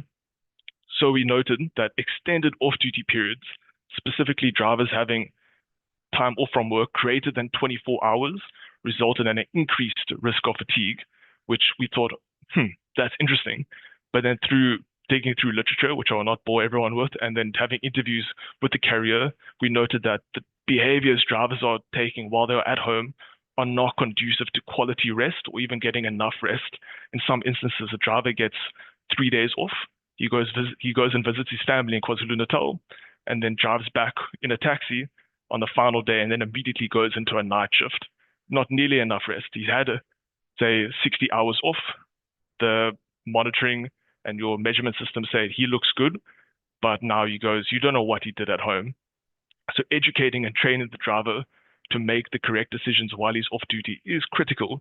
Is he maybe having a second job to support his family? Because we found through studies that a driver will sacrifice his safety, his short-term well-being for long-term security for their family. And also, which I think everyone knows, and if we could, all companies would, but working and sleeping according to your circadian rhythm. Driving during the night is going to increase your fatigue risk, and then sleeping during the day is also going to increase your fatigue risk when you come back onto the schedule. In some industries, for truck drivers, you can have those fixed schedules where drivers are driving, say with cash and transit, they are driving from 7 until 5 every day. They have that fixed schedule. They're not driving at night due to the safety risk. That's good. They have other factors they need to worry about, safety, but they aren't driving at night. In many industries, that's not possible. You need to drive long haul, so you're driving throughout the night. Fast moving consumer goods, you need to get that delivery at 5 o'clock in the morning. So you're going to leave base at say 11 o'clock, 1 o'clock in the morning. So that's an important aspect to consider, and how you can tailor your schedules, and maybe even looking at an individual's chronotype. Some individuals are night owls, some do work well at night, some work better at day. So taking that approach carefully, not using it unnecessarily, but to say this individual he seems to perform at night. We've had discussions with him, taking that driver input and then changing your scheduling if you see repeated instances of fatigue events. An interesting aspect we found was that an increased waiting time at the depot. So the driver clocks in, now he is waiting for his load, but there's delays due to packing, picking, whatever's happening behind the scenes in the warehouse, which is quite frequent. That increased time spent waiting resulted in a decreased chance of fatigue. So while he might not have received the best sleep at home, might not have received enough sleep, he had a chance to rest for 2 to 3 hours at the depot, and that reduced his fatigue risk. So that opens a question of, okay, how can we maybe improve the resting facilities, the canteen at our depots, so drivers can receive optimal rest, but that balance of not allowing them to become lazy, to not want to go home, so they rest at the depots. So it's finding that careful balance. And I think everything with fatigue is finding that careful balance. You don't want to sway to one side or to the other side. And then tying with the extended off-duty periods was, we noted, cumulative hours worked in the past week resulted in a decreased chance of fatigue event occurring, which seems against the norm. But when you consider drivers having a fixed schedule, every day they're driving, the days they are working, they're driving 9 hours, and they have that, get into that fixed routine. Their body gets used to the working conditions. But now if they're driving 12 hours, they're working for 12 hours, next thing they get 48 hours off, and then they're working for 15 hours, that irregular schedule, that is going to increase that risk of fatigue. So how can you possibly give drivers a fixed schedule, so allow their body to become adjusted to their work routines? So yes, this isn't my recommendations. It's just things for you to consider in how you can appropriately manage fatigue. You need to build fatigue-resistant scheduling to ensure a driver is getting at least 11 hours off duty. The prescribed 9 hours, the minimum legally, is not enough. Drivers need to get home they need to prepare food for their family, spend time with their family, have social lives. Just 9 hours isn't enough to get that quantity of sleep. Ideally, ideally have drivers sleeping at night when possible, or have reset breaks where after a certain amount of hours, my apologies, after a certain amount of hours worked, give him 60 hours off or 48 hours off, where that includes night sleep. And while I did mention that has a chance to increase fatigue risk, he needs a full weekend to have a life. And then if you notice that might have a risk, slot him into a day shift after those instances, and then allow drivers to have 15-minute rest breaks every 2 to 3 hours where they get out of the truck, stretch. And again, it's the driver's behavior, what he does during those 15 minutes. So that's why educating the driver practically, having open discussions with them and find out, okay, what are your challenges? What are you dealing with? How can we better manage your fatigue? Having that dialogue with them, having workshops, how they can meal prep, how they can better take care of their health.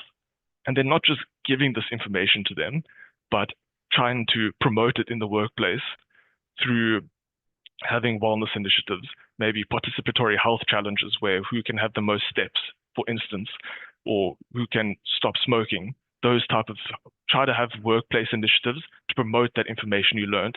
And this must include the entire, every individual working alongside the truck drivers, the schedulers, the coordinators. There can't be a disconnect with what's happening. When a scheduler is assigning loads, he or she needs to understand that we are trying to minimize fatigue, understand that what the driver is going through, or the controller that has that dialogue with the driver while they are driving or on the road. They understand what the driver is going through and not going to tell them different things to what the education is mentioning to them. And importantly, using fatigue monitoring and detection systems fully and properly, not just having it there and then when a driver has a fatigue event, it alerts them. How are you going to take that data and get insights of what is happening with your scheduling? How can we tailor our scheduling to reduce those fatigue events? And then go forward from there. If you notice repeated instances with the driver, how can we tailor their schedule? How can we maybe see what's happening? But you need to make sure that the data coming in, there's not a lot, you don't want false positives or false negatives, because garbage in is going to result in garbage out. So you need to make sure that the accuracy and the validity of those detection systems are spot on. But ideally, you want to notice a driver that is at risk of fatigue before he steps into the vehicle. So how can you have metrics set up to see, okay, how much sleep has the driver received that night? What is his daytime working hours, his nighttime working hours, and then highlight the fatigue risk before he steps into the vehicle. It's not always going to be possible to see that, but having those checks in place is critical to note. And then finally, have facilities at your depot where possible, say gyms, health clinics where drivers can discuss with professionals what they can do to improve their lives, having people to discuss to about their mental health or if they have health challenges, having a good canteen with healthy meals. One carrier we spoke to, what the food was cheap, very cheap, not healthy, but it was such an affordable price, but it caused a lot of problems for the drivers and the individuals working there as well. And then also collaborating with truck stops to improve the facilities available there through organizations such as Safer Stops. But the long-term solution to managing fatigue is improving driver behavior and improving their lifestyle, because it's a shared responsibility. The carrier can only do so much. At the end of the day, the driver is also a professional and it's his life at risk. So how can you balance the two, where the carrier provides the resources, the tools for the driver to promote their lifestyle, and then how they can move forward? Thank you.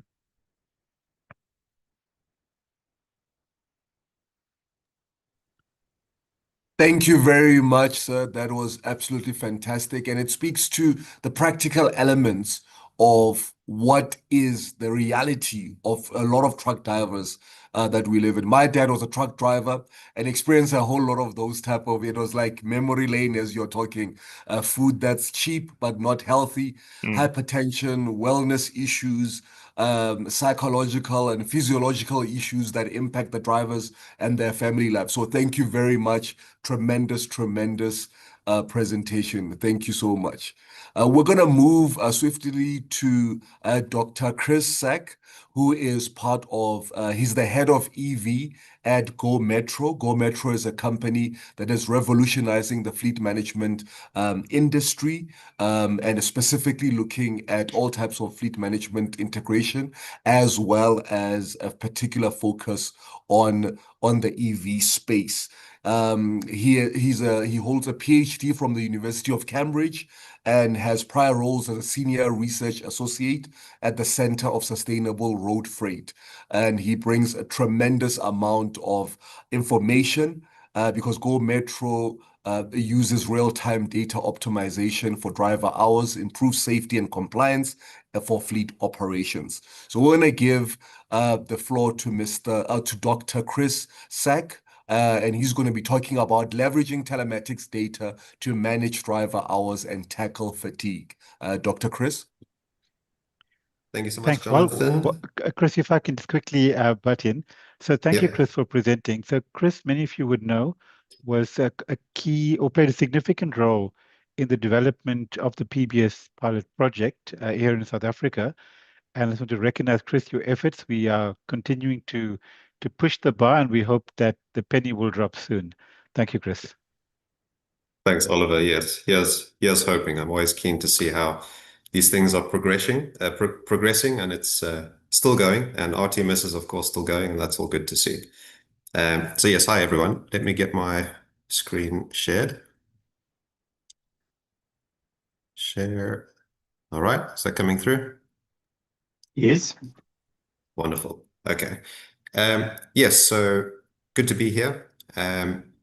As was mentioned, I'm mainly involved in the transition to electric vehicles and helping truck and bus fleets plan for that accordingly, finding the best business cases, etc., finding the right vehicles that meet their fleets. But for today, I'm going to be talking a little bit about how our Bridge platform, which is a telematics aggregation platform, can help to at least monitor and address some of these issues around driver hour management and fatigue.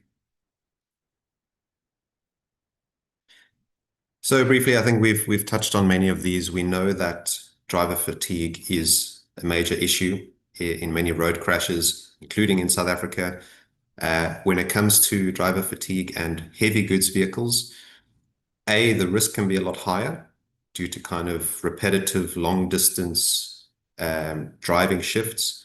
And also the impact of something going wrong can be substantially higher because of the size and momentum of the vehicles. It's a high risk of fatalities for the drivers and for other road users involved. And unfortunately, there are really no meaningful regulations in South Africa that speak specifically to driver hours and driver fatigue management.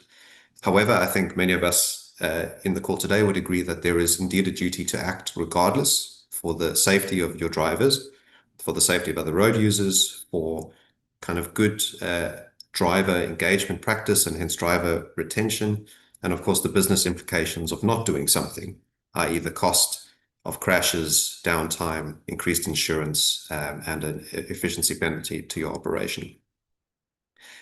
And because I'm actually sitting here in the UK, I thought it would be worth just mentioning what mainstream driver hour regulations can look like, and these are largely the same as what you would find in Europe. So there are strict limits on driving time of 9 hours total in a day, 56 hours in a week, 90 hours in any consecutive 2 weeks. And there are some caveats to this, that some extras are allowed under certain circumstances, but kind of only once within the period. I won't go into all of those details. And of course, there's strict limits or requirements for rest stops.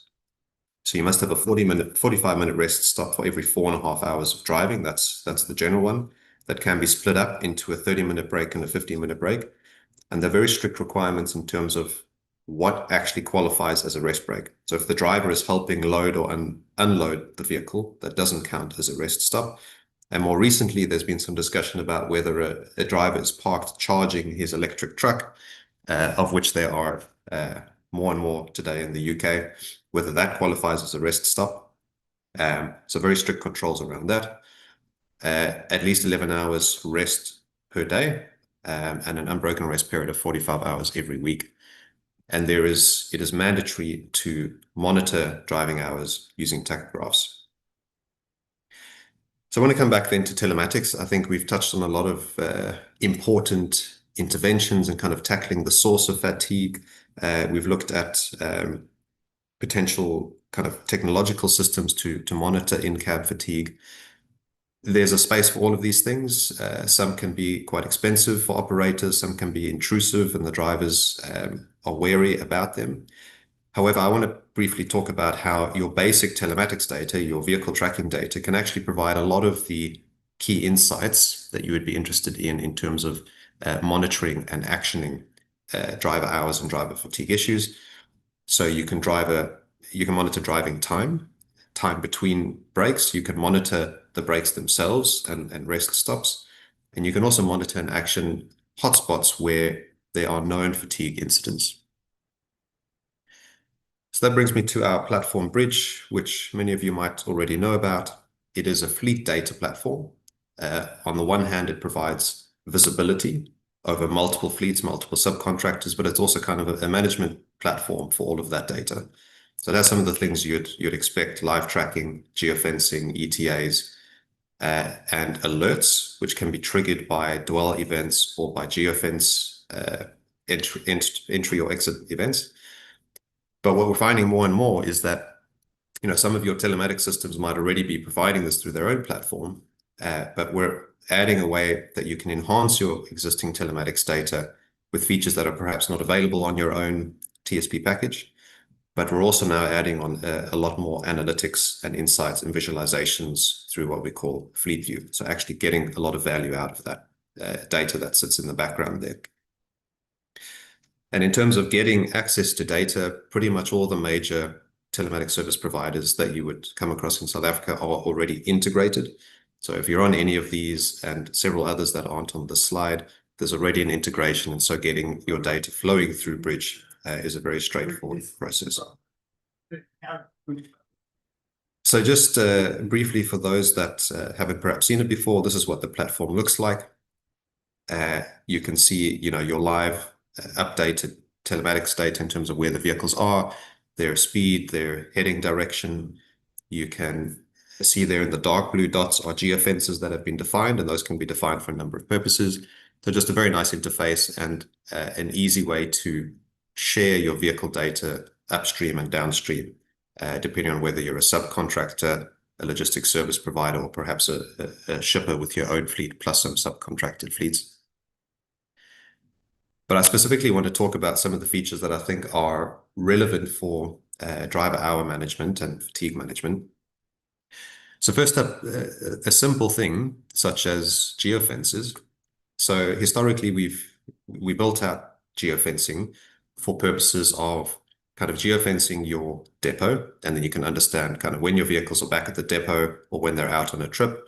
That's useful for, well, from my perspective, for understanding electric vehicle charging opportunities, but it's useful for a number of other things. But just as easily, these geofences could be known truck stop sites. There could be client sites where your driver might be taking a rest break. There could be entire road sections or routes. So there could be a section of road, for example, that was mentioned earlier that Chris Stretch has identified, where we know there's a high risk of incidents there. You could geofence that, get an alert as soon as your driver enters that zone.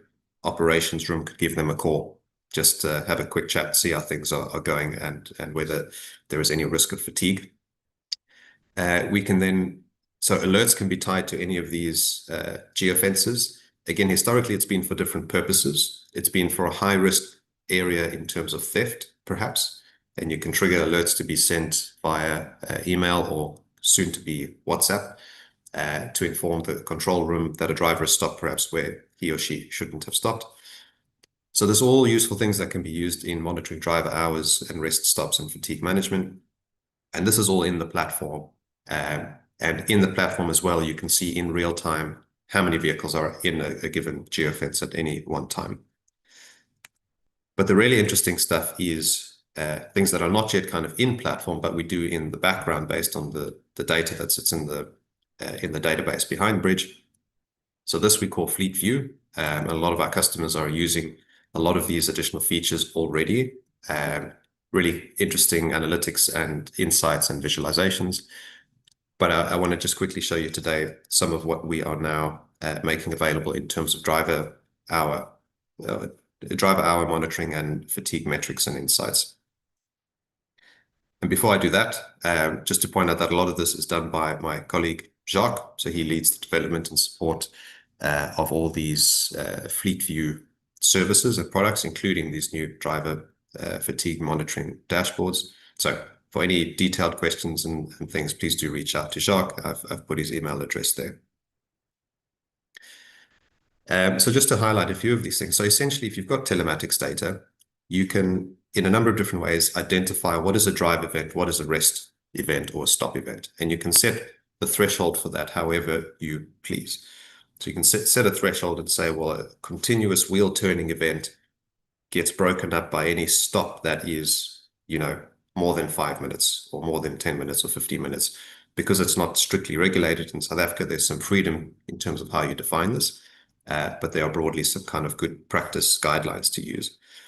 So all these individual driving events can be isolated from the data automatically. Any stop events can be isolated, and that can be augmented with extra information if you've geofenced a site that you know is an approved rest stop, for example, to help you differentiate between what's an actual rest stop versus what is a traffic jam, for instance. And what we've built on is a near real-time dashboard, so you can see where each of your vehicles are, and you can see if it is currently driving or currently stopped, and what the duration of that most recent event is. So you could quickly log in here and see a kind of hotspot of this vehicle is currently driving and has been driving without any stops for 6 hours. And if that exceeds your permitted time that you have adopted within the company, then action can be taken. So then beyond that kind of real-time insight, we've got some dashboards to kind of monitor overall trends and progress if you are perhaps introducing some new interventions to understand. You can track whether that is having an impact or not.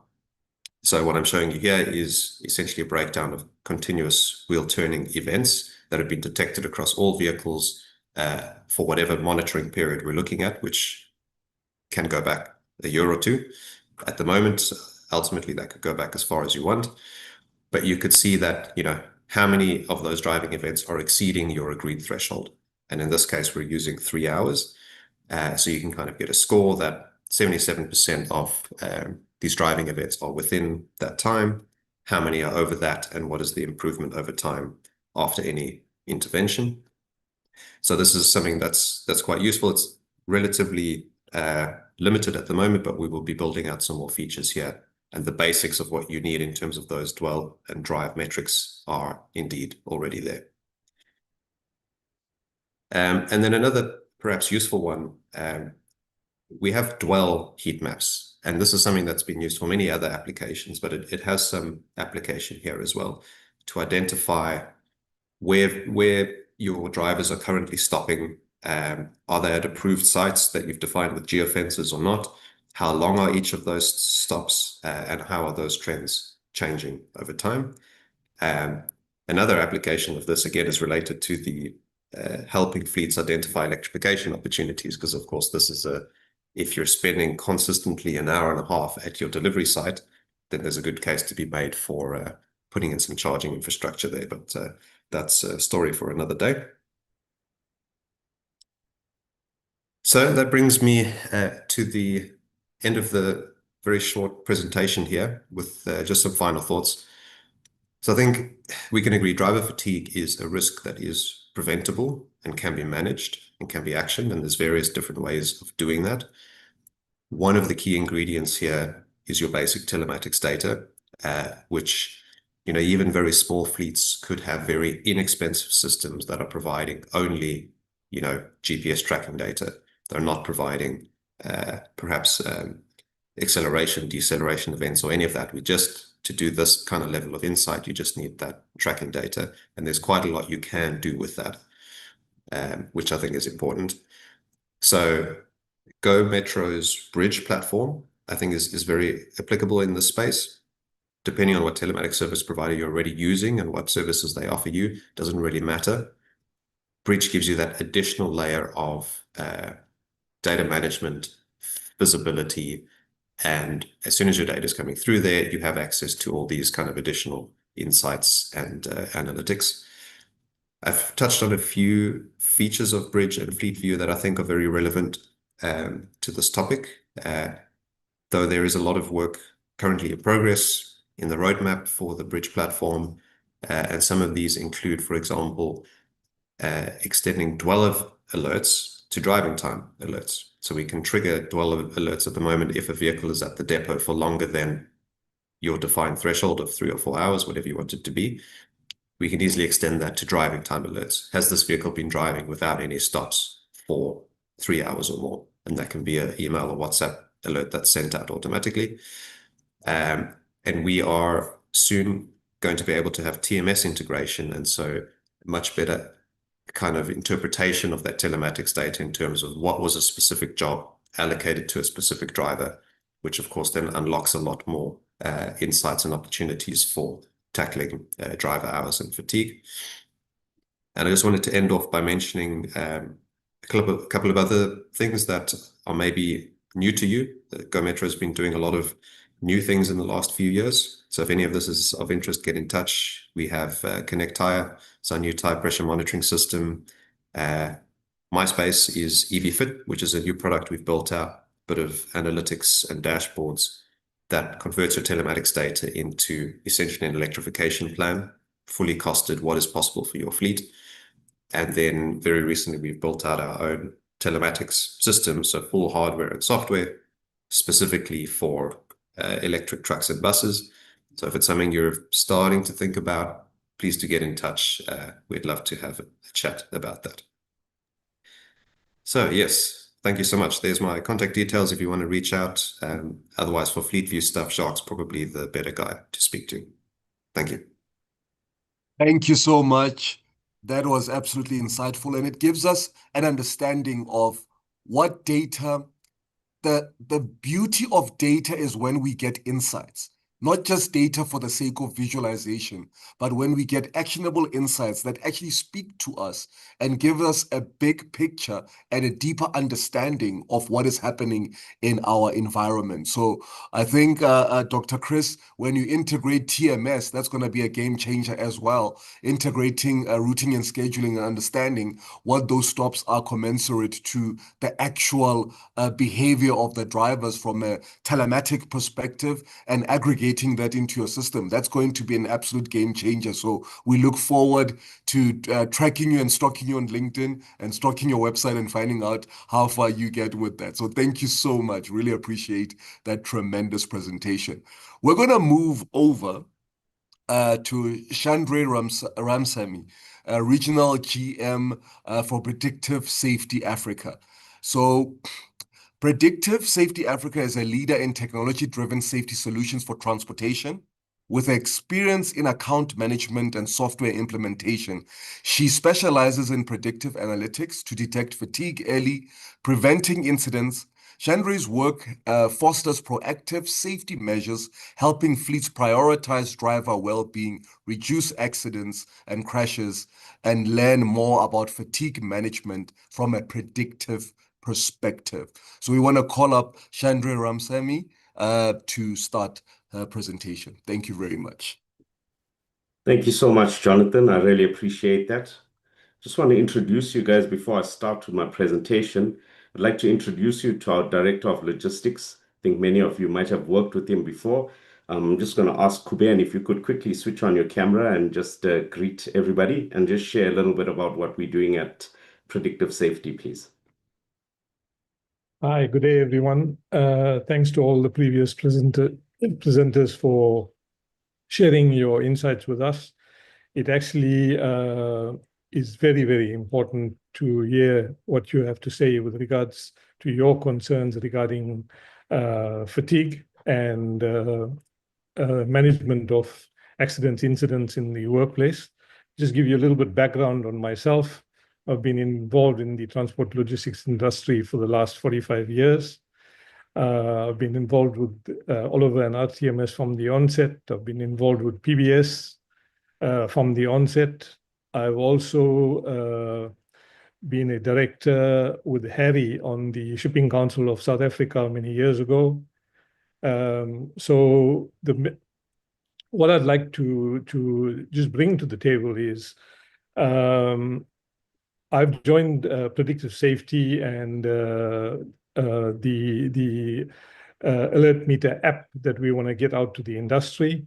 And the reason that I've joined predictive safety, it's really a game-changing app or a game that drivers play just before they get on duty. So coming from a transport logistics background, the main concern is in terms of fatigue, incidents related to accidents and incidents. We in South Africa have a very different way of managing our transport operations and drivers. In most cases, we'll find the operators or the owners are more productive orientated, where they're pushing for production and only look at the risk mitigation factors when there's an incident or an accident. What we are trying to do is to prevent that, and by no means unseat anyone that's in the industry currently. We are trying to integrate and collaborate with the respective offerings out there. We've had many meetings with a lot of the telematics companies who are showing lots of interest in collaboration. And this is the space that we want to enter, because from insider's view of operating transports and logistics, we do manage driver wellness in terms of sending for medicals, but we rely on drivers' honesty in terms of saying, are you fit for duty or not? We have no way to predict that if they really are, and we only find out later when there's an incident or accident that the guy didn't take his medication, or something went wrong, or he ate just before he got on shift, and an hour later he goes into fatigue. So the way we're looking at it is part of the integration is to also involve the insurance companies, because we see a substantial risk mitigation from using fatigue, our fatigue monitoring app. If you just look at incidents and accidents or what it's costing the country in terms of GPD, it's almost 3% on a yearly basis. It's a huge number. It runs into billions. So Shanre will take you more into how the app works and give you a lot of explanation on the science behind the app, which will answer many of the questions that were raised previously by the other presenters. And I'm sure you'll find this very interesting. So if anyone is interested in terms of collaboration, integration, please contact us hereafter, and we're happy to get in contact with you and work with you. Over to Shanre. Thanks very much for allowing me. Thank you, Kuben. Thank you very much. And before I start, I really want to thank the Transport Forum and JCA. Thank you very much for this opportunity. I think for many of you that are online today, it's probably your first time that you're going to be introduced to this solution. So I'm just going to scatter some seed for thought, give you an idea of how this application works, and we look forward to engaging with you further to be able to understand how we can take this and practically roll it out and implement it as a solution within your workspaces. So what I'd like to just start off with is actually a case study that we worked on in the incipient stages of the development of this, where we took 50 truck drivers that worked across different platforms in terms of yellow metal and normal road freight, and we asked them to stay awake for 24 hours consecutively. Now, I'm sure you saw some of the stats earlier on the presentations that went before me. It's quite clear and quite critical to take cognizance of that. So what we did, we stuck them into a simulator, as you can see the gentleman in the image, and we put a big red button on the left-hand side, and we said to them, as soon as you feel like you're going to fall asleep, won't you hit that red button so that we know that you were able to do so? And needless to say, all 50 drivers fell asleep without hitting the red button. And I'm going to leave that there and come back to it once you go through the presentation with me this morning. So what I want to cover off in this presentation today is, what is the alert meter? Now, the alert meter is our application, and I'm going to show you how that application works, but I also want to tell you how it's unique. And then I'll also show you the data that it produces. And I think that's where the power sits across many of the discussions that are taking place within this platform today, and even outside of that. It's the data that we produce that becomes quintessential in terms of turning things around with regard to fatigue and managing it. One of the key items, though, is that, like our company name suggests, we are predictive in the nature of what we do. So our focus is not on the reactive side, but actually supplementing the reactive components by being able to predict. And I'm going to show you exactly how we do that. So first off, what is the alert meter? Now, the alert meter is actually a game, and it's specifically referred to as a game purely because a person can get better at it, but largely more so because the minute you tell a human that we're going to test you, they immediately start to cringe, right? And if you tell someone that they're going to just play a game, they're a lot more open to the idea. And so we've seen that the adoption and the welcoming nature of technology in that regard is a lot better across platforms of all different verticals within the industry. But this game is also used as a daily cognitive assessment and impairment detection tool. I'll talk to that as the presentation goes on. I think one of the main things that it helps us to do is mitigate fatigue and the disasters we all know fatigue can cause. One of its strongest aspects is that it's non-invasive. Now, one of the challenges we had when we were also building out how we can roll this out and apply it, we largely worked with the mining industry because fatigue plays a very big role there. And not that it's, fatigue is underrated in other aspects, but we were able to find places where people wanted to focus on this, and so they teamed up with us. So we implemented ideas where we could put in wearables, and we found within 3 weeks that was not going to work out. But when we started to implement the application alongside that, we found that this was a lot better because people do not want to be monitored outside of their workspace or within their private time. I'm sure all of you feel the same. And so that's exactly where the benefit of this tool comes in. Now, all of you are probably familiar with this landscape. This has probably become quite a valuable real estate because everyone wants to get a piece of technology in there, produce information, alert drivers, etc., etc. And we're not looking to do that. In fact, what we want to do is try and use this application prior to someone getting into this cab. And the reason we're suggesting that is if a person tests on this, we can actually understand whether or not all of that information that becomes their responsibility, are they actually capable of driving that in all aspects from an alertness perspective, comprehensive perspective, etc. So we're not looking to put in another dashboard or another screen. We can actually, because we are software and we are the IP owners, we're able to integrate with whatever dashboard technology you may have or in-cab systems that you may have, and we piggyback off that, making it really easy to use and seamless in terms of integration. So what is the alert meter? It's basically a non-invasive game that's used to predict fatigue. Now let's move on to how it works. So I'm quickly going to show you a video. Welcome to the Alert Meter, a 60-second test to help you self-assess your state of alertness and use the login information you've been provided to sign into the app. When you begin the test, you'll see a rotating circle of shapes. Your task is to determine if all the shapes are the same or if one of the shapes is different. Are they the same or are they different? This one is the same, so the green button is tapped. This one is different, so the shape that is different is tapped. But don't worry if you struggle with the test at first. The more you use the test, the more you'll get used to it, and the smarter Alert Meter becomes. At the end of each test, you will see a scoreboard that reflects today's score compared to your average. It will take approximately 10 tests to develop a baseline or average, so until you do, a dash will appear in place of your score. So take good care of yourself and use the Alert Meter as your personal metric for your state of alertness.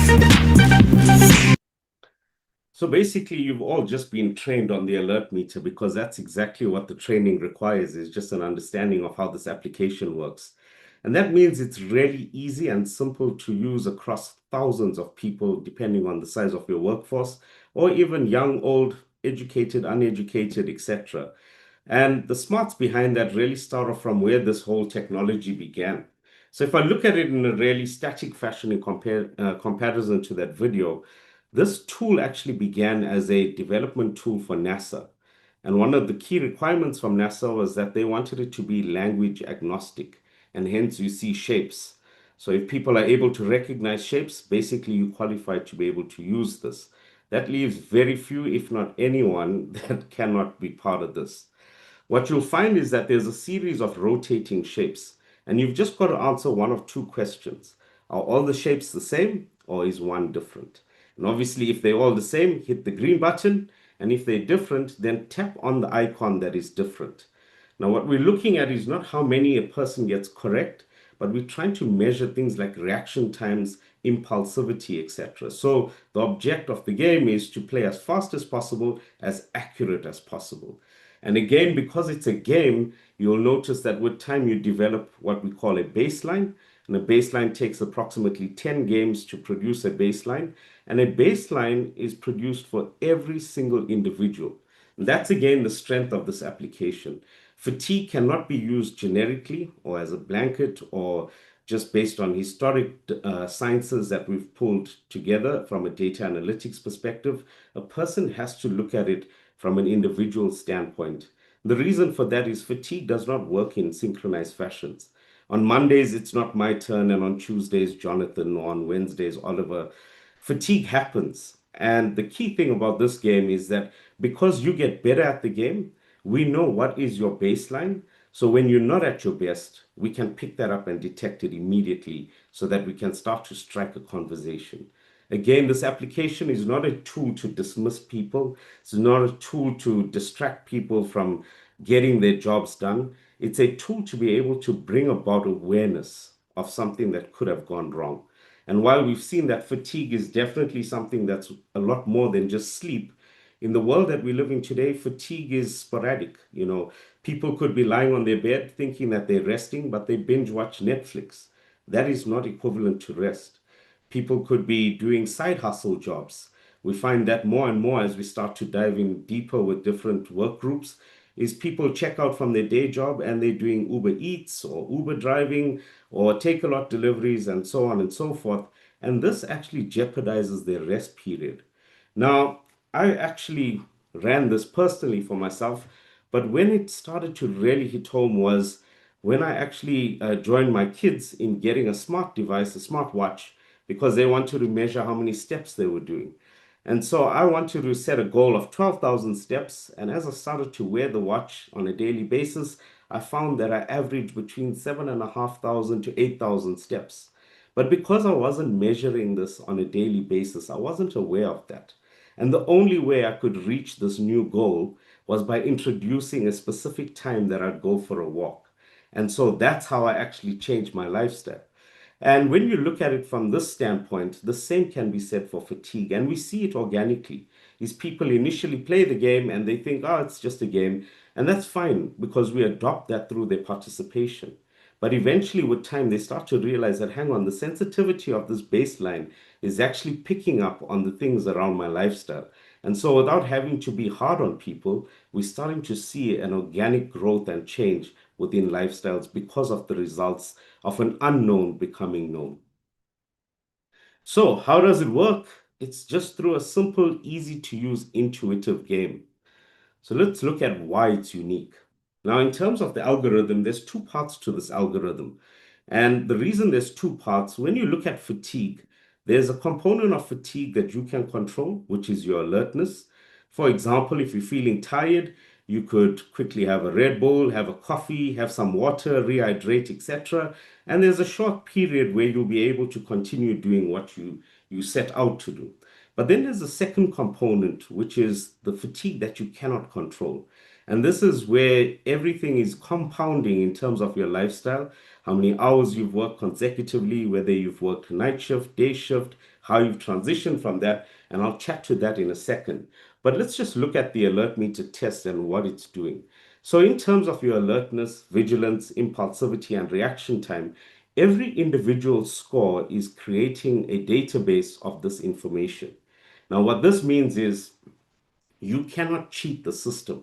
So you cannot ask someone else to play the game for you, nor can you deliberately try to fail the system, because the system, when you develop a baseline, is able to look at that information and understand that. And so it also uses the questions and combinations in conjunction with that.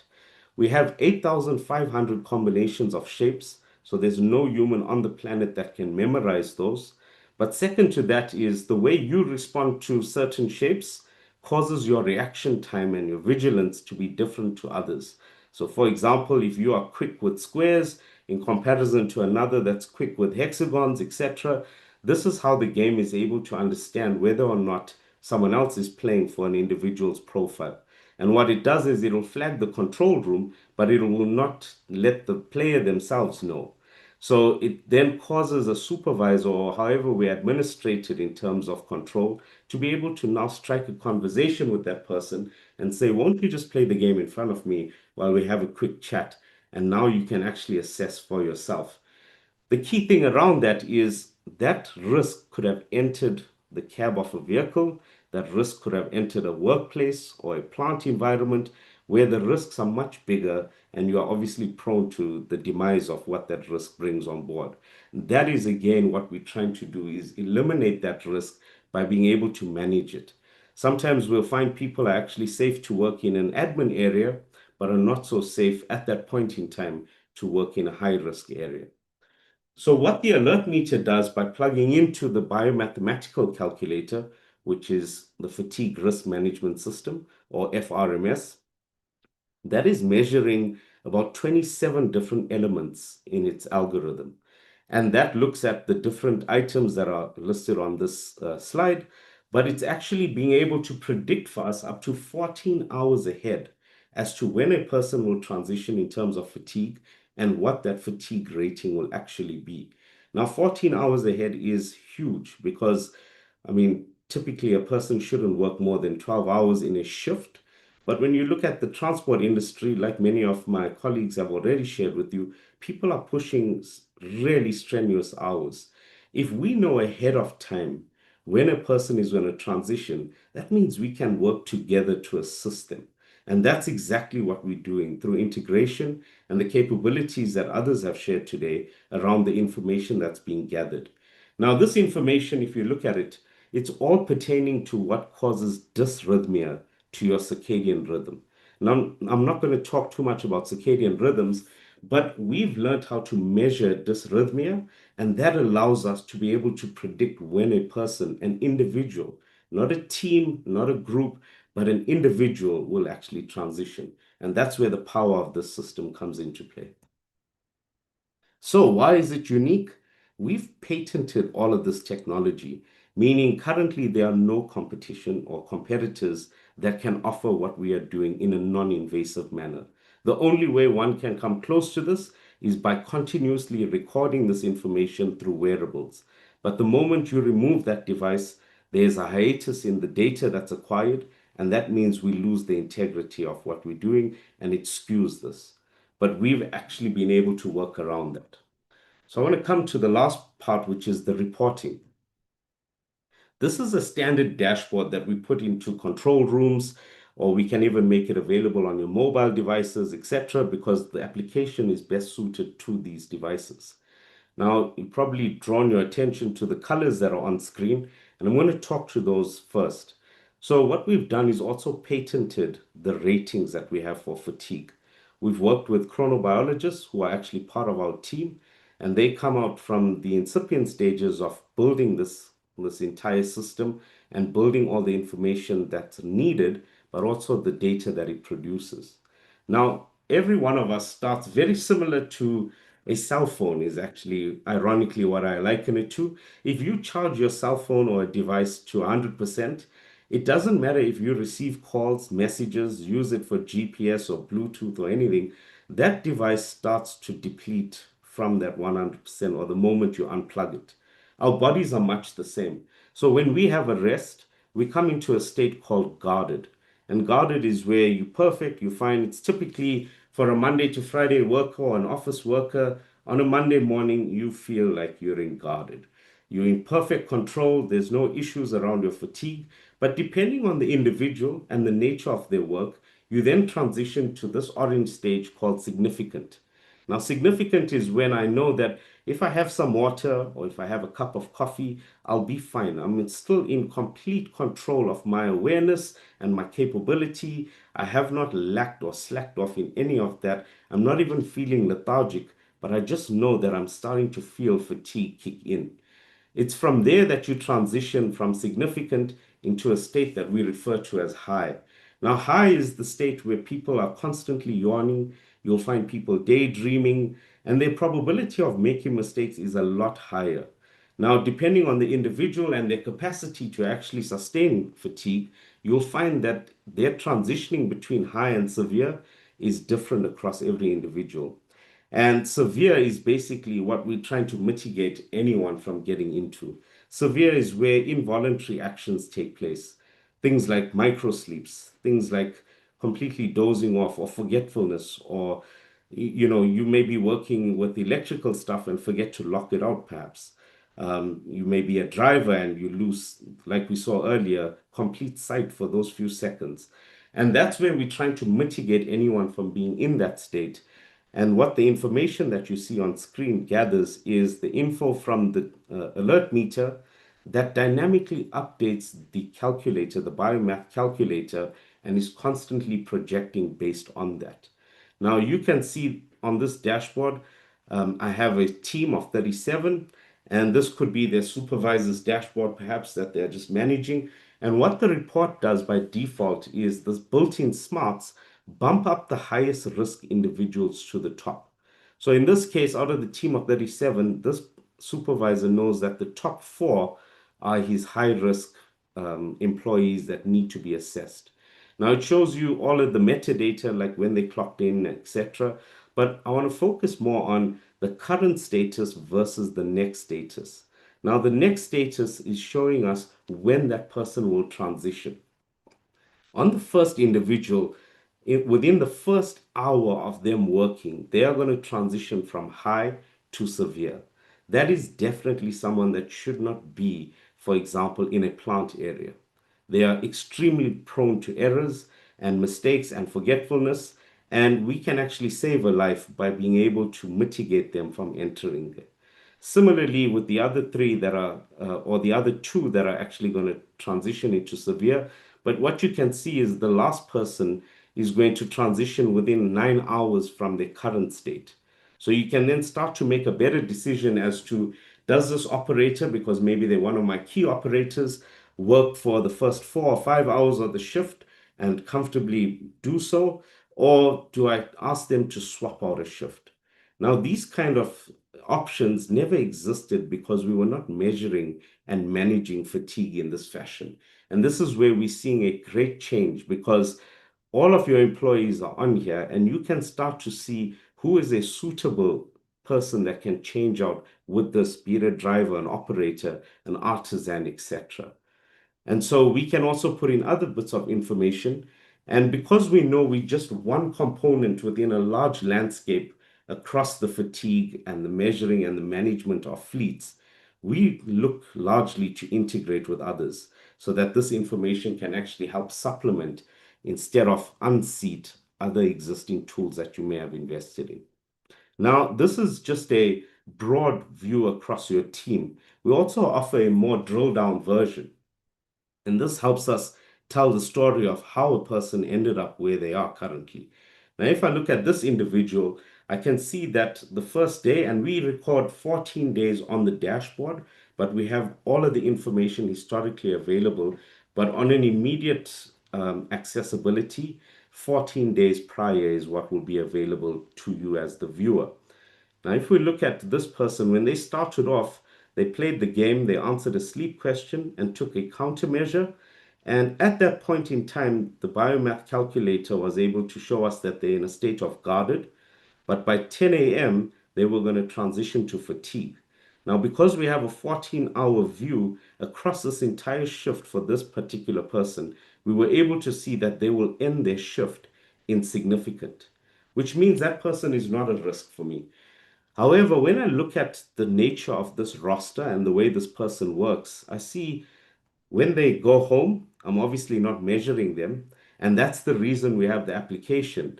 It says, while you're outside of the office, that's fine. But when you get back to the employer's property, we need to assess whether you're actually safe to enter and permit that. So we see that this person comes back insignificant, meaning they probably didn't rest sufficiently, or this is a compound effect of the history of their work. However, you can see that at the beginning, and these bars, just to let you know, are all 1-hour time bars. You can see that this person by 2 p.m. in their shift is going to transition into high. Now, a person transitioning into high on the back end of the shift is not a really big train smash. However, you as the supervisor or the control fleet bureau, etc., you can now be able to set an alert that says, an hour or two prior to that, I should check in with this driver.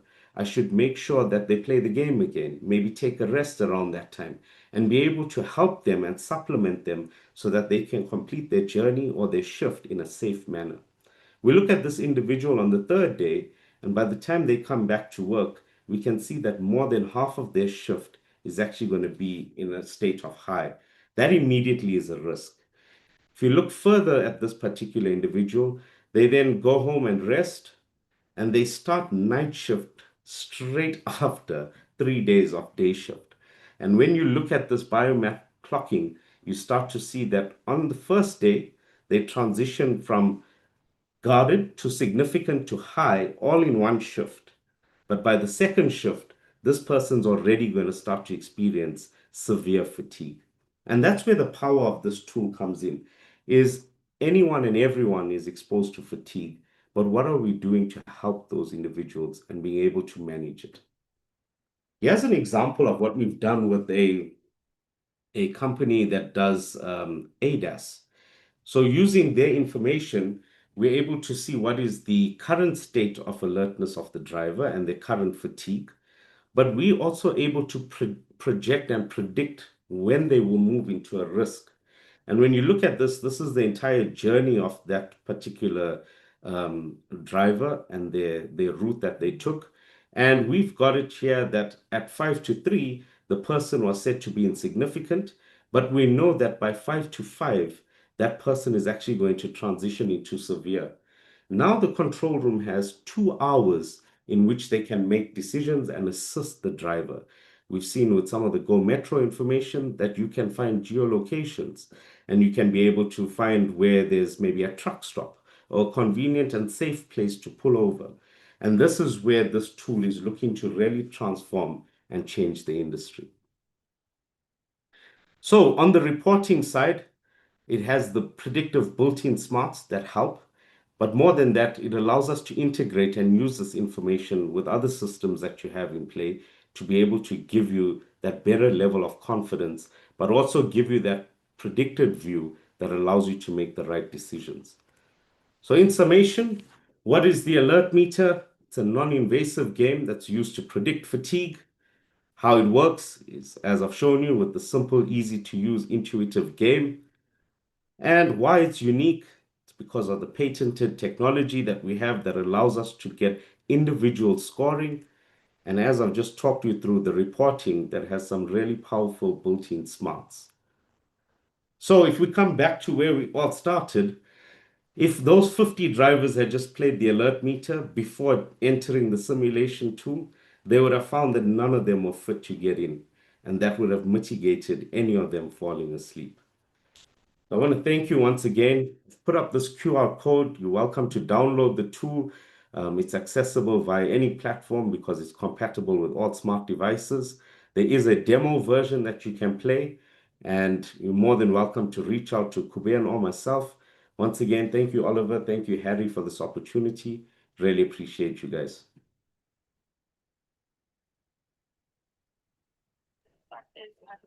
Thank you so much. That was interesting. And you know what? It gives us the power to predict.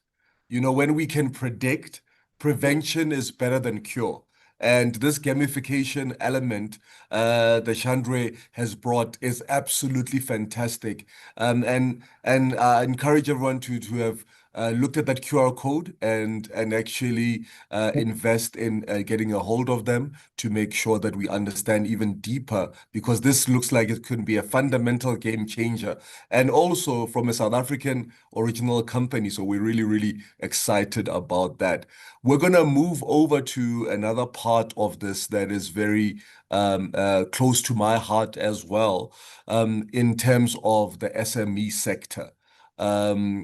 Ms. Florence Musunda is a passionate advocate for small and medium enterprises in road freight, serving as the convener of the Road Freight SME Summit. As an event curator, she designs platforms to address SME challenges, such as resource allocation constraints affecting driver wellness. Her summit has actually grown from leaps and bounds and provides great opportunities for SMEs in the road freight industry to understand in depth what they need to do to become successful. Florence's work drives sustainability and safety in transport. And I want to encourage you to actually research if you've never heard of it and register for the Road Freight SME Summit. So Florence is going to discuss operational pressures and resource constraints, understanding why SMEs overlook driver wellness and its impact on fatigue-related accidents. And as you can see, there's a great tapestry throughout the presentations team from a people, process, technology perspective. And all of this in terms of whichever sector we sit in and whichever size of fleet we sit in can be addressed with the people, process, and technology framework. So let's give our full attention to Ms. Florence Musunda, the convener of the Road Freight SME Summit. Thank you very much, Flo. You can take it away. Thank you, Jonathan. Am I audible? Clear. Yes, you Loud and are. clear. Loud. All right. So, Harry, if you could just bring up my presentation. I greet everybody online. As I've been introduced, I am Florence Musundwa, and I am the convener of the Road Freight SME Summit. I would like to thank Oliver Naidu and JC Auditors, who have been sponsors of the Road Freight SME Summit and its initiatives from when we started 3 years ago. And as Jonathan also mentioned, I'm very passionate around small and medium enterprises, and that's what led to us to developing the Road Freight SME Summit. And not only do we run the Road Freight SME Summit, we also have a podcast called On the Road Podcast. You can catch it on YouTube and also on TikTok. It's a growing platform where we are having conversations about small and medium enterprises within the industry. And we also have monthly workshops where we talk about most of the topics that have been covered. Really, our aim is to assist small and medium enterprises to build sustainable businesses. And lastly, you will see, I will just put it out on my end, we will be having a tire management workshop together with GT Tire Services and Witbank in August before our annual conference. So ladies and gentlemen, just post my introduction, as it's been said, my topic is driver wellness in South Africa, SMMEs balancing operational pressures and safety. A number of the things that I wanted to really draw your attention to, the previous speakers have touched on them, and I believe most of us in the room are very aware about them, but I do think that some of the nuggets that I will share, because it's information that I have gathered through the SME Summit and also through the podcast. It's information that some of the service providers would like to consider. I think also some of the industry players would like to consider in coming to having collaborative approach in assisting small and medium enterprises. And if you are also keen to support and participate with the Road Freight SME Summit based on these nuggets, you are more than welcome to contact me. I believe that most of us know that SMEs really play a critical role in our economy. They are the backbone of our economy. And most of the time, like most small operators or most small businesses, cash flow is a it's a challenge. Low profit margins are a challenge. So South African SMMEs currently deprioritize driver wellness due to cost constraints and structural limitations. Yet in 2024, data revealed fatigue as a central risk factor in road accidents, resulting in significant economic losses and human impacts. I believe that most of the entrepreneurs are aware of it, but the challenge is really around the structural limitations and the cost constraints, and that's why they do not prioritize it. My presentation is going to explore how rebalancing this equation is possible through the lean, technology-driven wellness strategies, which are already been mentioned, cultural-driven leadership, which is something that has been mentioned, and regulatory alignment and leveraging external partnerships, which has been some of the things that some of the speakers have spoken to. The potential outcomes include safer roads, more profitable operations, and healthier drivers.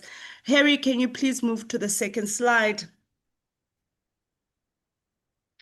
The South African SME transport landscape, I do not own Kagiso Logistics. It's what AI did.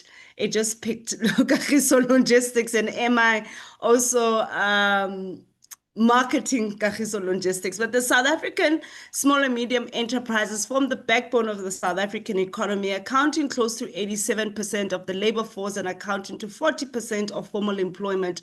I am still yet to get data, ladies and gentlemen. Maybe some of you are sitting with that data of how many small and medium enterprises are within the space. This is a generic of SMEs across South Africa, but I'm still trying to find data that is specific to small and medium enterprises. Let's say some people that have an employment size of less than 50 employees. If you do have that data, please do reach out to us, because as the Road Freight SME Summit, it's insights that we would like to also collaborate in and contribute in. Despite the economic importance, these businesses often lack robust operational systems and safety protocol.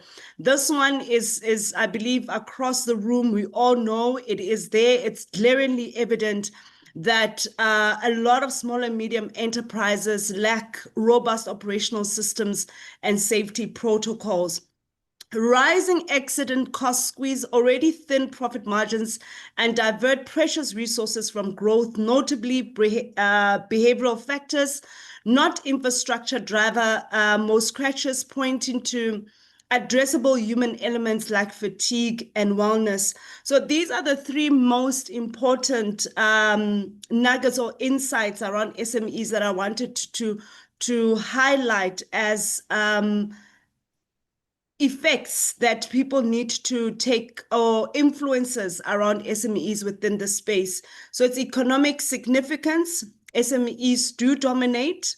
So we have to pay attention to small and medium enterprises, and we also have to, in us paying attention to small and medium enterprises, it speaks also to our services and our products costs that can be SME focused. Rising accidents, cost crashes squeeze thin margins out of their profit margins, since their profit margins are already low. So that is another element that one must think about. And the human factors, behavioral issues, not infrastructure. I think two speakers previous, that mentioned the human factor and behavioral factor of drivers. I think somebody even just mentioned recently around putting 50 drivers in a simulator, and most of them did not nudge to the nudges from the simulator. So behavioral issues are a huge challenge. To the next slide, please. Barriers to wellness investment. I think this is a slide that I would like us to take cognizant of, because it's very important for us to understand why is it that small and medium enterprises are not investing in driver training or wellness for their drivers.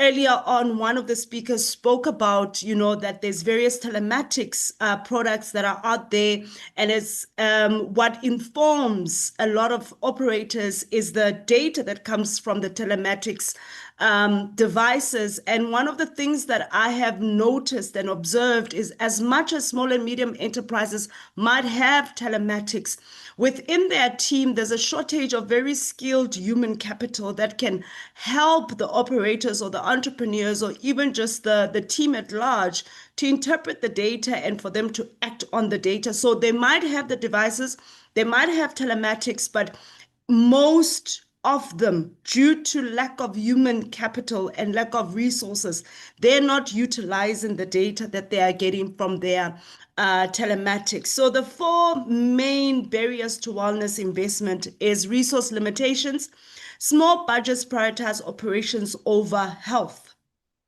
Secondly, lack of safety leadership, which I think it's something that has, a topic that most of the speakers have spoken about, that, owners and also management leaders per se should have a very safety culture, leadership culture.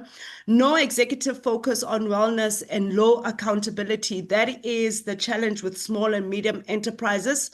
The third one is regulatory gaps. Weak enforcement enables minimum compliance. So things, for instance, such as RTMS, it's voluntary, it's not compulsory. And that because other people might view it as not important, and that can affect them having roadworthy vehicles and also having a safety leadership approach. And then lastly is fragmented support. Programs exist, but SMEs lack access or awareness. I think there's very few programs within our industry that are focusing on small and medium enterprises, whether is it underneath the enterprise supply development space or whether is it underneath preferential procurement, whatever developmental program that they are running, is most of them do not necessarily focus on technical fundamental elements that enable SMEs to run sustainable businesses. And the fragmented support needs to be collaborative for us to work together and to ensure that there's less accidents, and most importantly, that the small, medium enterprises are building sustainable businesses. We have to think about a collaborative approach to the industry for us to raise as much awareness as possible around these various elements that we are talking around driver fatigue. The next slide, please. The SME's cost structure and financial realities. I believe this slide, most of you will resonate, whether you're a small business, whether you're a big business. I think the more resources that you have, the more you prioritize certain things because you've got leg room to move. The more smaller it is, the more tighter it is. Most South African SMEs in road freight and logistics operate on extremely thin profit margins. Their cost structure reveals why wellness programs often get deprioritized in favor of immediate operational expenses. Fixed costs like loan repayments. I've got 4 there. Vehicle loan repayments will take priority. Insurance premiums will take priority, even though it's second on that list. We've got a lot of small and medium enterprises that are not that are uninsured, and also some of them that are trying to cut corners around insurance, and that is a very, very big challenge. And also that do not have the necessary information or education around insurance.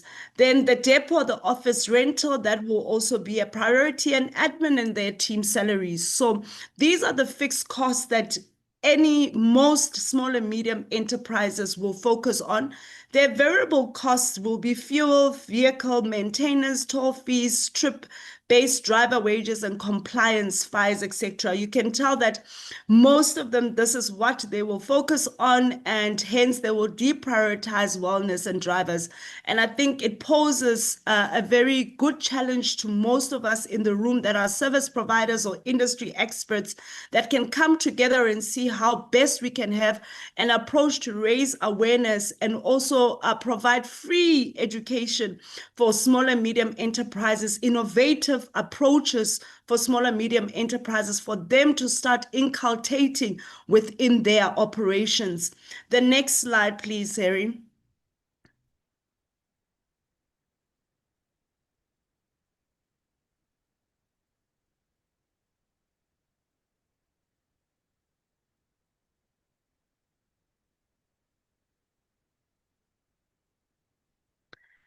Resource constraints impact safety.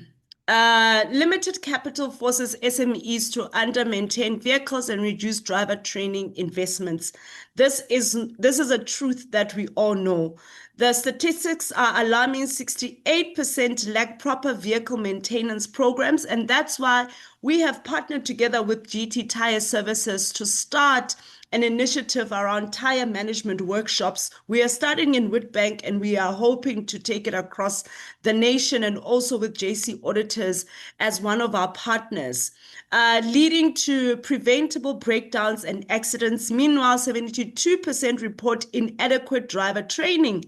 We know that most SMEs do not necessarily even have a permanent driver trainer internally that could annually or every 3 months perhaps do trainings with their drivers. We know that is a resource that they do not have, or nor do they have the money for that. And 78% don't assess driver medical's fitness annually. This is seen in the insurance space, because a lot of insurance brokers will tell you the challenges that they are facing when SMEs make their claims. And one of them is that they do not follow proper driver vetting and medical fitness checkups. Wellness programs are viewed as luxurious, very true, rather than necessities, yet neglecting them leads to far greater costs down the road. With 92% of employers unaware of chronic illnesses among their drivers, this one is something that was mentioned, and undetected health issues and fatigue become silent dangers, harming both drivers and business operations. I would like to pause and just bring something into context around small and medium enterprises and the entrepreneur and the mindset of the entrepreneur.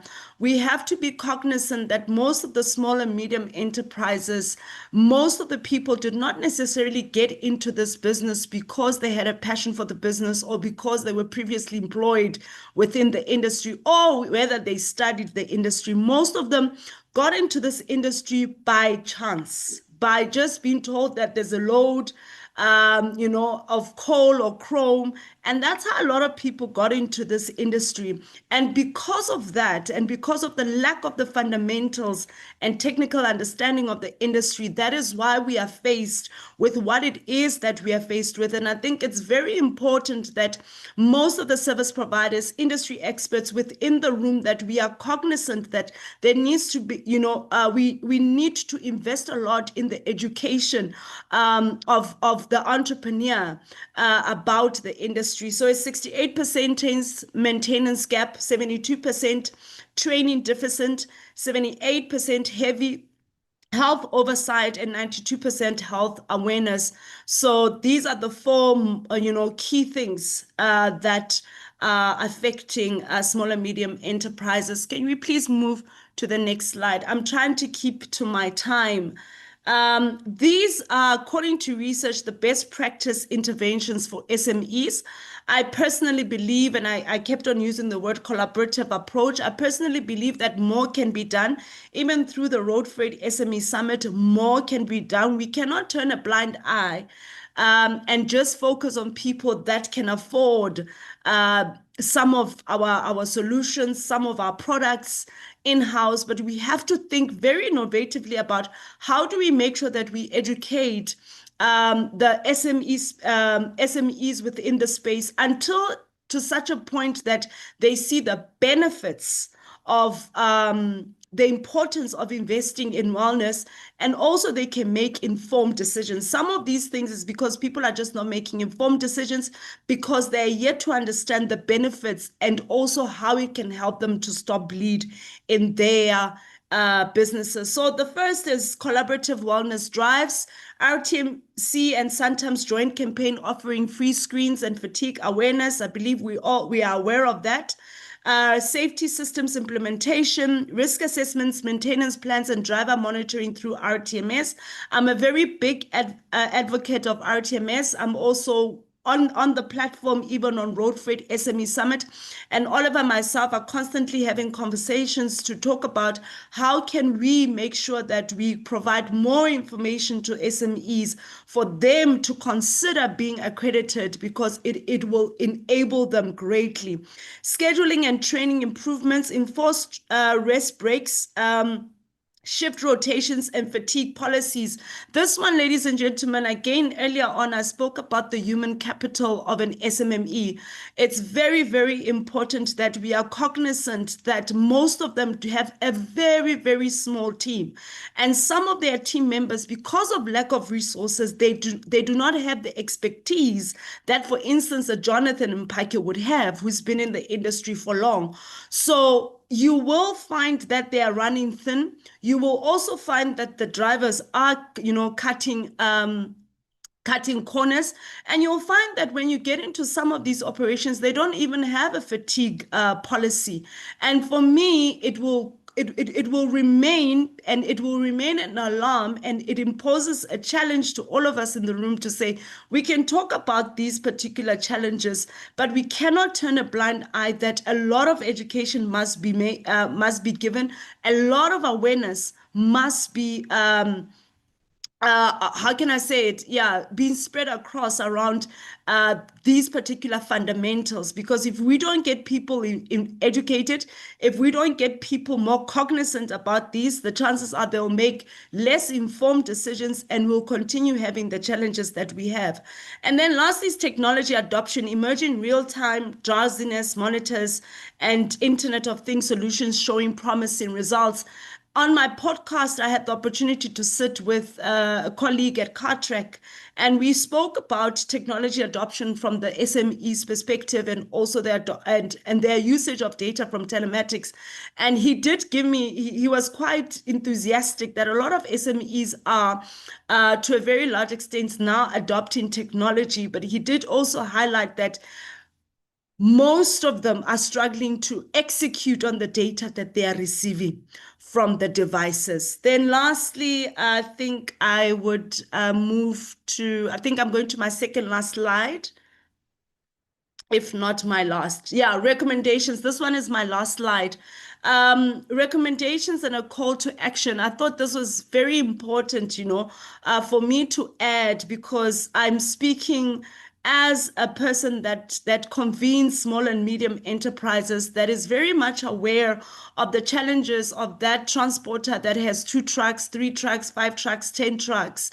And also what is glaringly evident in our industry is there's very, very poor support for small and medium enterprises. And if there is, perhaps it is not being broadcasted across the industry for us to know, and also for small and medium enterprises to take advantage of. So there's government support, subsidized wellness clinics and enforcement with incentives. I am aware of what, and I think most of us are aware of what the Bargaining Council does.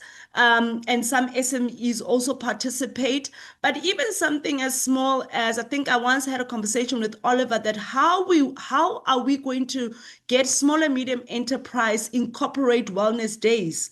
Something as small as just starting out wellness days in their own operations, no matter how small the operation is, could be a starting point to start cultivating a safety leadership within the organization. Regional cooperation, shared resources for training, health checks, and monitoring. This is the more we collaborate, the better. Industry collaborations, I mentioned, and SME leadership investment in basic wellness training and policies. So ladies and gentlemen, these are just my contributions to this conversation. I thought it was very important for me just to highlight the realities that some of you might already are aware of, that are being faced by small and medium enterprises in the space. And as you are curating your services, as you are curating your products for this particular market, just be cognizant that we cannot turn a blind eye on the constraints that they're having. We cannot turn a blind eye also on how they've been affected by geopolitics. So them deprioritizing wellness. Some SMEs, and I know the ones that attend my conference, it's not because they do not want to prioritize wellness, but it's because of the triggers, the influences, and the nature of this industry. And them that are like myself, them that are very passionate to make sure that we are building a sustainable road freight industry. I encourage you, let us work together. Let us see how we can use, our platforms to raise awareness, to educate, small and medium enterprises for them to make informed decisions that in-house, internally, that might not cost them, a lot of money or a lot of resources, but it could be a way in which how they think about it and what kind of initiatives that they can run internally, and they could see the benefits within their operation. Lastly, I would want to share the flyer for the tire management workshop. Perhaps, Harry, if you could stop sharing, if I could just screen up this tire management workshop, and please, you could take a picture of it, if you may. I don't think I can share from my side, and that will be a wrap from me. I believe you can see it on your end. Almost. All right, I believe it's there. It's still telling us you're sharing, so we can't see it yet. Oh, okay. There we go. Now we can see it. Okay, thank you very much. So, ladies and gentlemen, this is our next workshop, as I mentioned, in partnership with GT Fleet Management Solutions. And we are about reducing costs with tire management workshop. It's sponsored by JC Auditors, Netbank. We are working with an insurance company, and also TASA, which is now Flexible Fleet Strategies. We will be in Witbank with George, Oliver, and Jonathan. And this is also an effort from the Road Freight SME Summit to try and assist small and medium enterprises to be educated around the things that we are speaking about. They're very critical elements of building a sustainable logistics company or a transport operating company. So you can always reach out to us on our LinkedIn page, or I will leave my email in the chats, as we will also be marketing our October conference. It's a big conference. We have we are having 40 SMEs exhibit this year. It's sponsored by the likes of JC Auditors, APSA, Isuzu, and I encourage you to look out for it. Thank you very much, Oliver. Thank you, Harry. Thank you, Jonathan. I will leave my contact details in the chat. Thank you so much, Florence. That was an exceptional presentation, and it gives the team an insight to what's happening in the SME market. So many times the SMEs are getting contracts and they're told they need telematics, they need XYZ. And, for them to understand that level of saying, how do we glean that data to actually make us efficient, make us safer, and actually make us more profitable? Because that's what we want with business. And I want to really applaud you, Flo, for seeing the need to tackle and actually embrace the SMEs and actually bring them to the level of being transporters that they can stand on our own feet and actually cause the impact that we see and that you have mentioned in the South African economy. So thank you so much. That was absolutely tremendous. We're going to have a slight change to our schedule, and we're going to call up right now Mr. Dirk Kukemur, who's an exceptional trainer at eVision Skills, specializing in heavy-duty vehicle driver education, with a very extensive background, I might add, as a driver trainer focusing on economical driving techniques. Derek delivers practical training on fatigue management and safe driving practices. He is engaging programs equip drivers with essential skills to reduce accidents or crashes and the risk thereof, promoting a culture of safety in South Africa. Thank you very much. And we want to call up to the stage Mr. Dirk Kukemur. Thank you so much.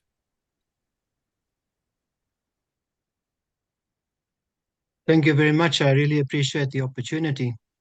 And yeah, I'd like to just introduce myself a little bit. And while I'm sharing my screen, please I've been in the business now for about 25 years, where I've been doing driver training. And I just want to make sure everyone can see the screen. Is it possible? Do you see the screen? All good, thank you. All right, thanks. So yes, we want to talk about fatigue. And I have also, before I became a driver trainer, I've been in the business of transport since about 1976 was the first time when I put my hands on a steering wheel for the first time. And I think since then, diesel ran through my blood and did something to me. And that's why I'm still in the business today. But we want to discuss fatigue, and most of us have touched on the subject of fatigue. So we want to ask the question then, what is it that the drivers in general should know about fatigue? Because we look at management, we look at the controlling of scheduling of drivers, and all these different technologies that we already have in place, and they all play an excellent role. But what is it that the driver himself should know about fatigue? And here we're not only just talking about drivers who professionally drive vehicles, but we want to talk about every single person who is actually a driver of a vehicle. Whether you're full-time or part-time driver, that's besides the point. Fatigue affects every single person. But here's an interesting thing that we can look at. Although we speak of fatigue, we suffer from a disease called get-there-itis. So you might ask, so what is get-there-itis? We have this infection of everything is just to get there, get the job done. And this kind of pressure is pressure that's almost there every single day. Even a person who's fully alert may miss something completely. And I want to give an example of something that happened with me, whereby I drove past a billboard for 3 months, not noticing that the billboard has changed, until somebody brought my attention to that billboard, a massive billboard next to the side of the road, which I used on a daily basis, completely missed as a normal functioning alert driver, and understanding that I need to look out for things on the road. So we can easily miss things. So this is almost like we become drivers, like we be on autopilot, or we use cruise control. We don't notice things anymore.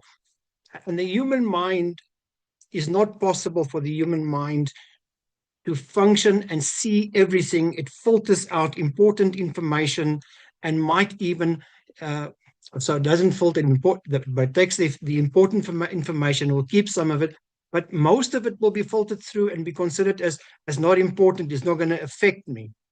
And this becomes where we actually drive our vehicles as well on cruise control. And we think about many of our vehicles and cruise control that is so much advanced these days. I can think of the very first cruise control I used, very crude way of using cruise control, was to put a brick on the accelerator. But we have most vehicles these days that have cruise controls. But when should a driver use it and when should he not use it? That's a very good question. Because when you look at accidents that happen, it's mostly when a driver has used his cruise control, then became fatigued, and the vehicle did not change its speed at all. It kept on going at that speed, and then he was involved in an accident. But we have things like adaptive cruise controls that can now change your speed if you're behind another vehicle. We have got things like predictive cruise control. These technologies are all technologies that work well, but the driver needs to still know and understand that it's his responsibility to take control of the vehicle itself. So when a person is then driving and you are fatigued, but you do not have the cruise control on, you will accelerate less. So even if you have an accident, your accident will be less severe or at a lower speed. And that's why many companies have even completely disconnected their cruise control. The drivers cannot use it at all. And that's something a lot of people think about and actually do. But most of us normally just operate on autopilot, this get there rightest attitude, because if we think how we become used to doing things, like getting up, walking somewhere, is not something that we have to think about. It just happens automatically. You get up and you put one foot in front of the other and continue to walk. So this becomes a very difficult thing in that we can easily become autopilots in our movements on a daily basis. And I'd like to show you some pictures here. And I know tires is something that has been discussed, but it's shortcuts where we begin to take shortcuts and we don't think of the consequences. And the same goes for fatigue. A person can be fatigued and still take the shortcut and know, I need to make this delivery regardless. So if you look at these tires, you'll see the first two tires are tires that are underinflated. They have that pattern. But then if you look at the photograph in the center, that is actually a fuel delivery vehicle, and that is hydraulic oil leaking onto the fire extinguisher. Now, in this particular case, the driver collected fuel in Durban, but the company to which he delivered the fuel was running low on fuel. Their vehicles could no longer refill. So he was under pressure to get this vehicle, regardless of the condition of the vehicle, to get the fuel to the company to deliver. And if you look at the other two, then you'll see these are obviously seriously damaged tires.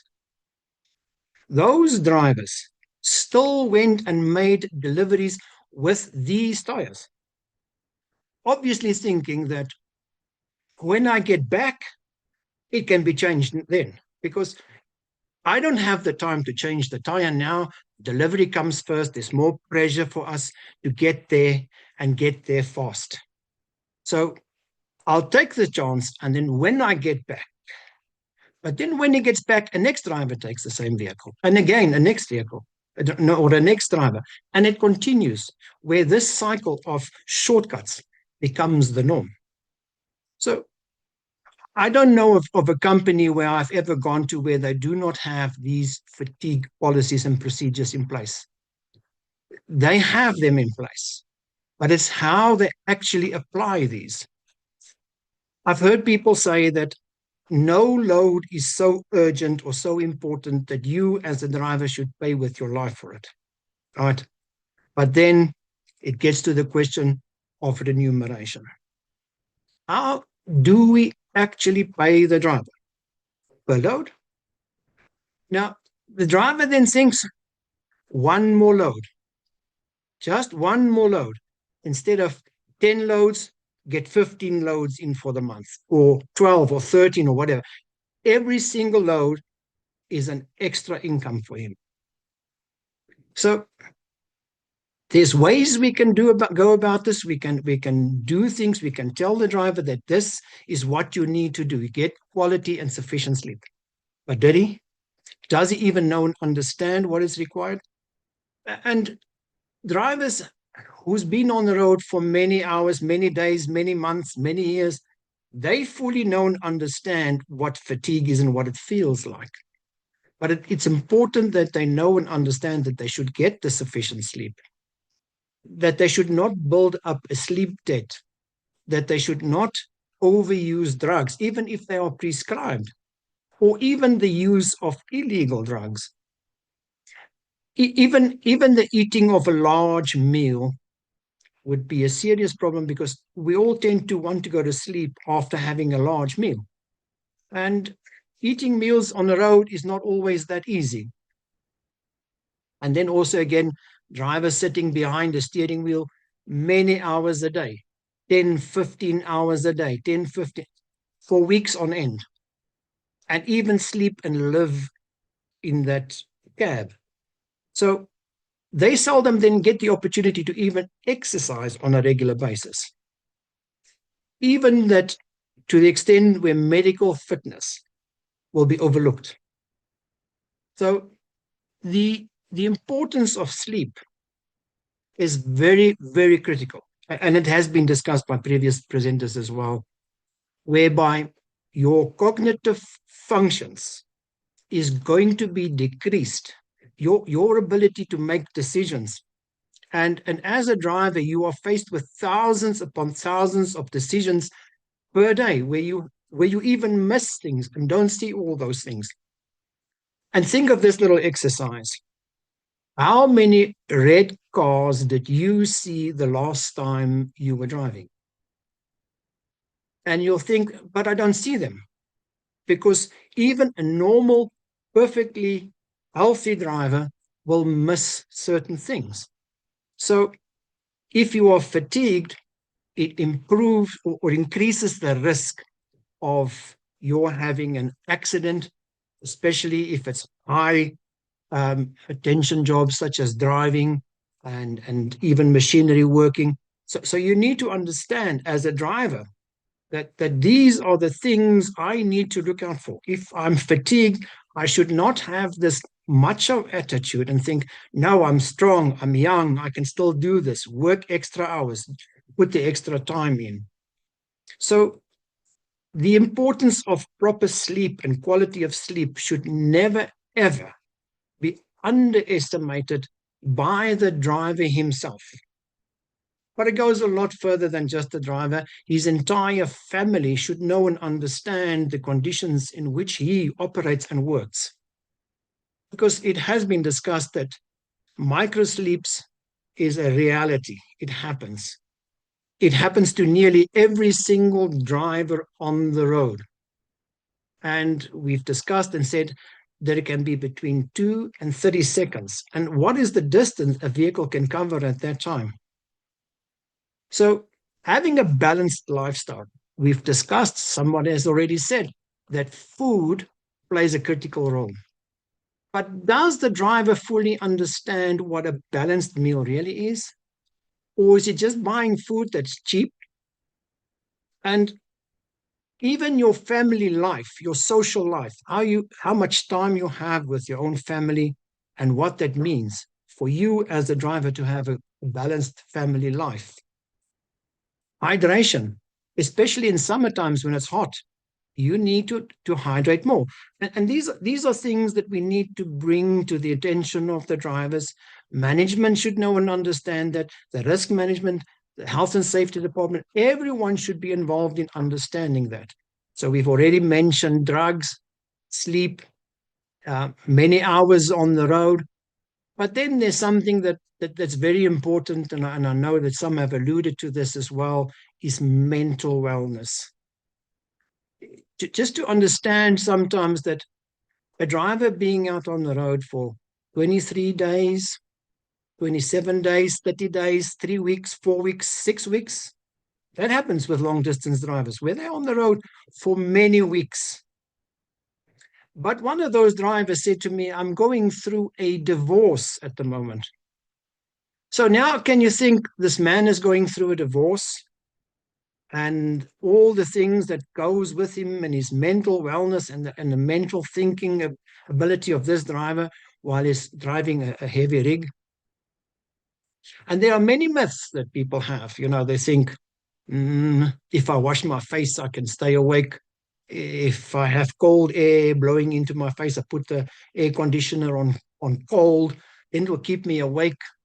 If I listen to loud music, it will keep me awake. Or chewing gum, or just stretching my legs and my arms while I'm busy driving, it can also help me to stay awake.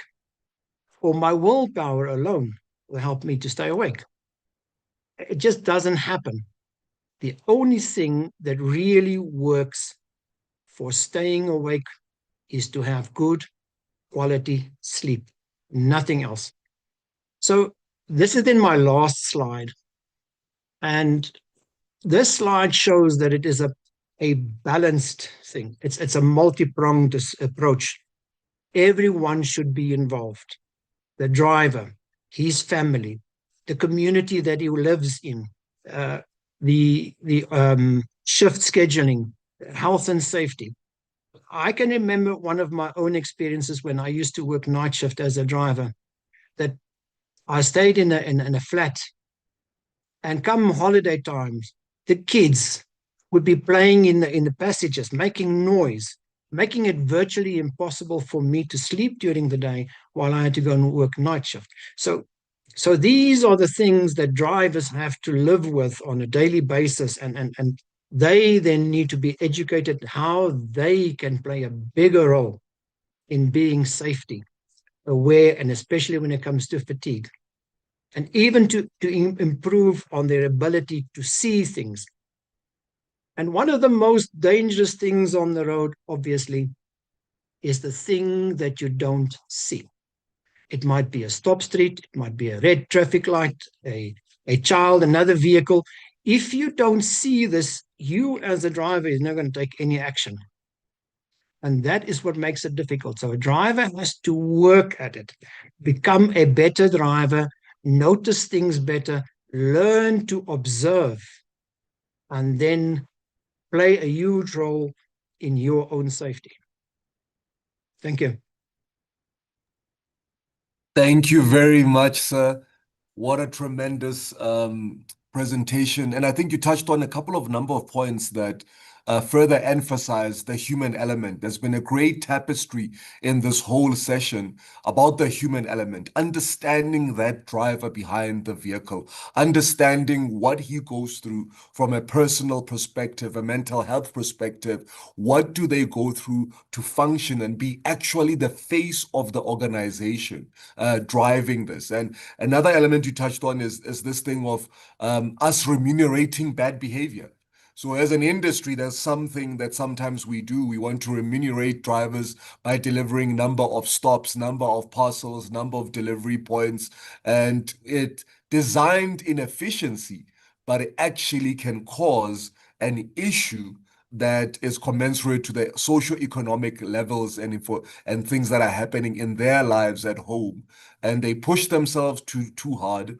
And actually, the end state is greater and much more damaging to not only them, the organization, to road safety in the country, but also the unsung heroes who are their family members waiting for them to come back home safely. So thank you very much, sir. We can hear you have a great depth of history, great depth of understanding of the topic. We really appreciate your presentation. Thank you very much.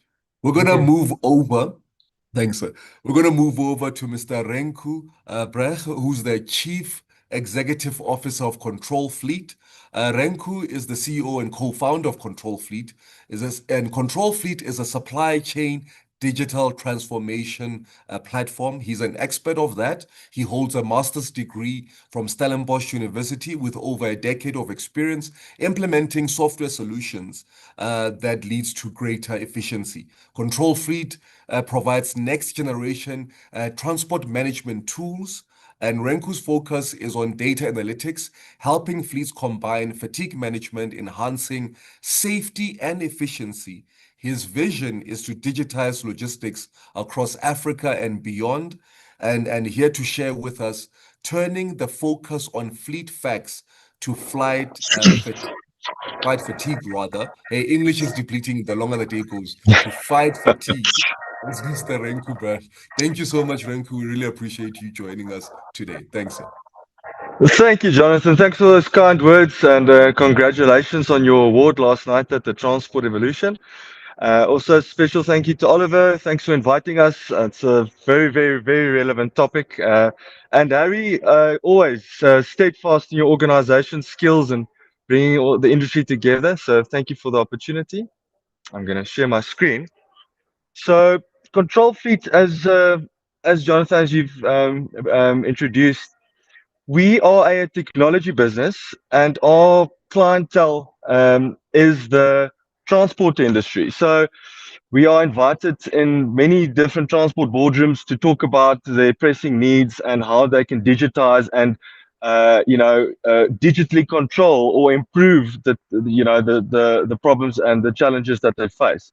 And the topic of today is extremely relevant in terms of management and how technology can be used to enable and to control effectively where possible.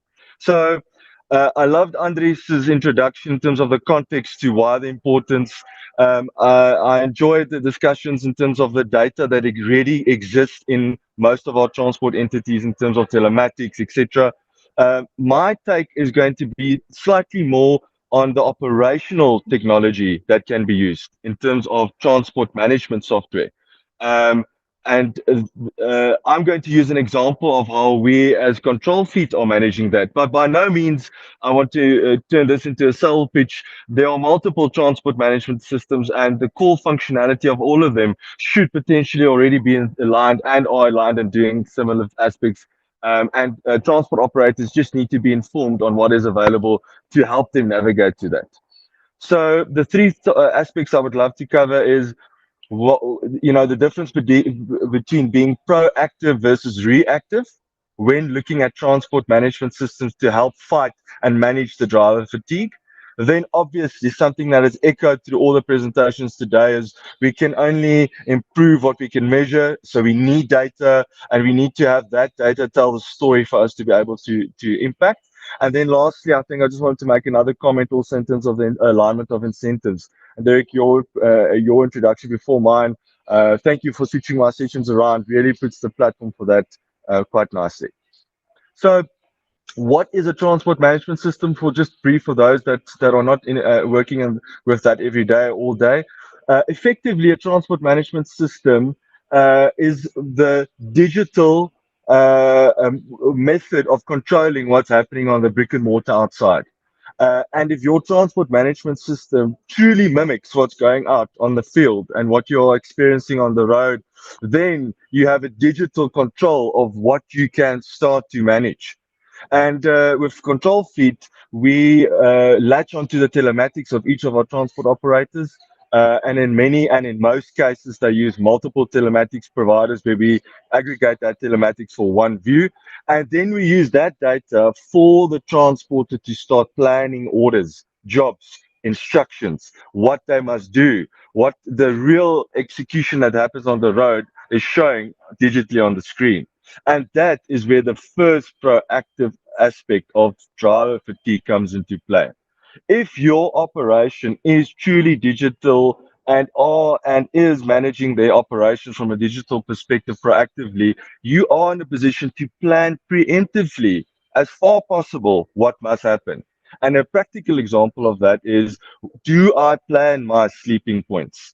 Do I plan where I need to have my driver at a certain time for rest stops? Do I proactively sit and look at the schedule of what the driver needs to do, and where unlikely I will not hit certain of the criteria that my client's expecting? That ability to make that as user-friendly and as intuitive as possible for an operator to look at a schedule, to see where the truck must go, because that's the demand the client's given us. How can we then schedule where I must stop? How can I change the schedule if it needs to? And then ultimately, how can I manage that is happening? So in that type of planning, pre-planned schedule, it really does and should empower a transport operator to think about what they need to plan so that when it's executing, they can react to changes. Continuing on the proactive topic in terms of managing and the drivers in terms of scheduling, I think that goes hand in hand with the transporters' continuous pressure they get from their end clients.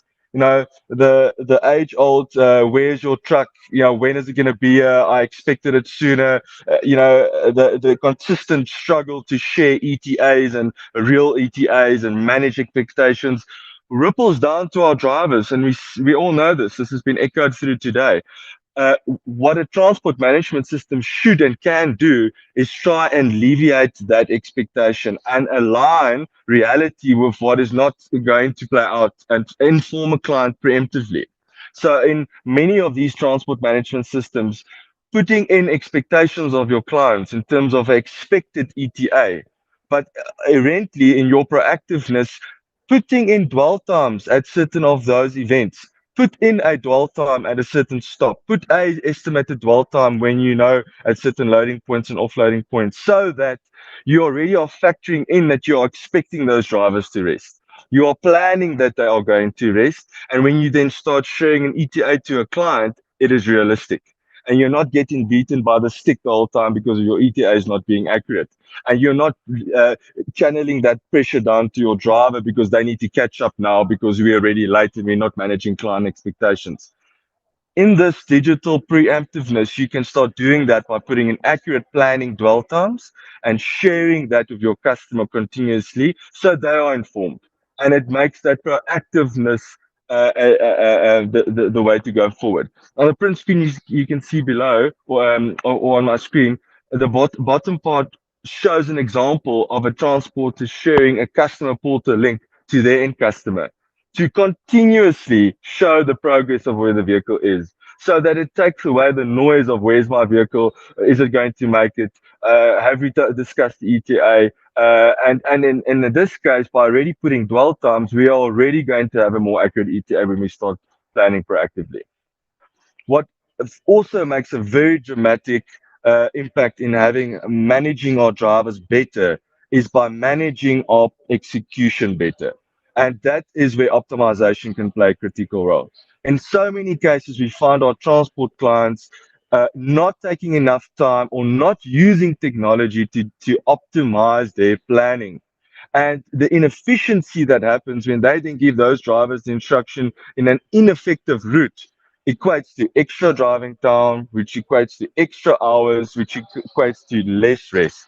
And by having simple optimization methods like pure distance optimization, you can see that immediately makes you a more effective transport operator, which effectively make you a better operator and executor towards your driver. This is a simple example of a very basic couple of order drop routes where before optimization, just on distance, not incorporating any other factors, you can see a change of 123 kilometers, potentially almost 2 hours in saving, just because you are leveraging technology before you start planning proactively to know best route to manage, hence best usage of my asset and my driver.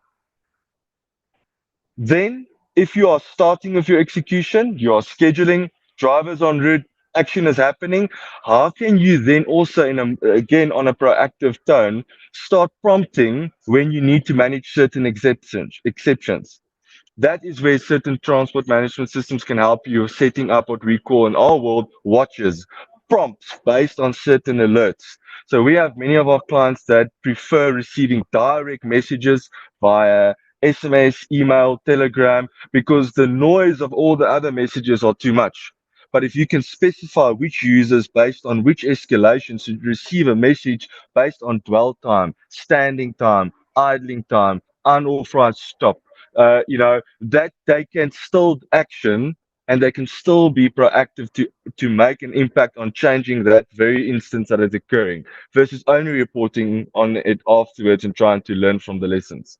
So going from a prompt exception management type of scenario so that the relevant users which can action the result get the information they need.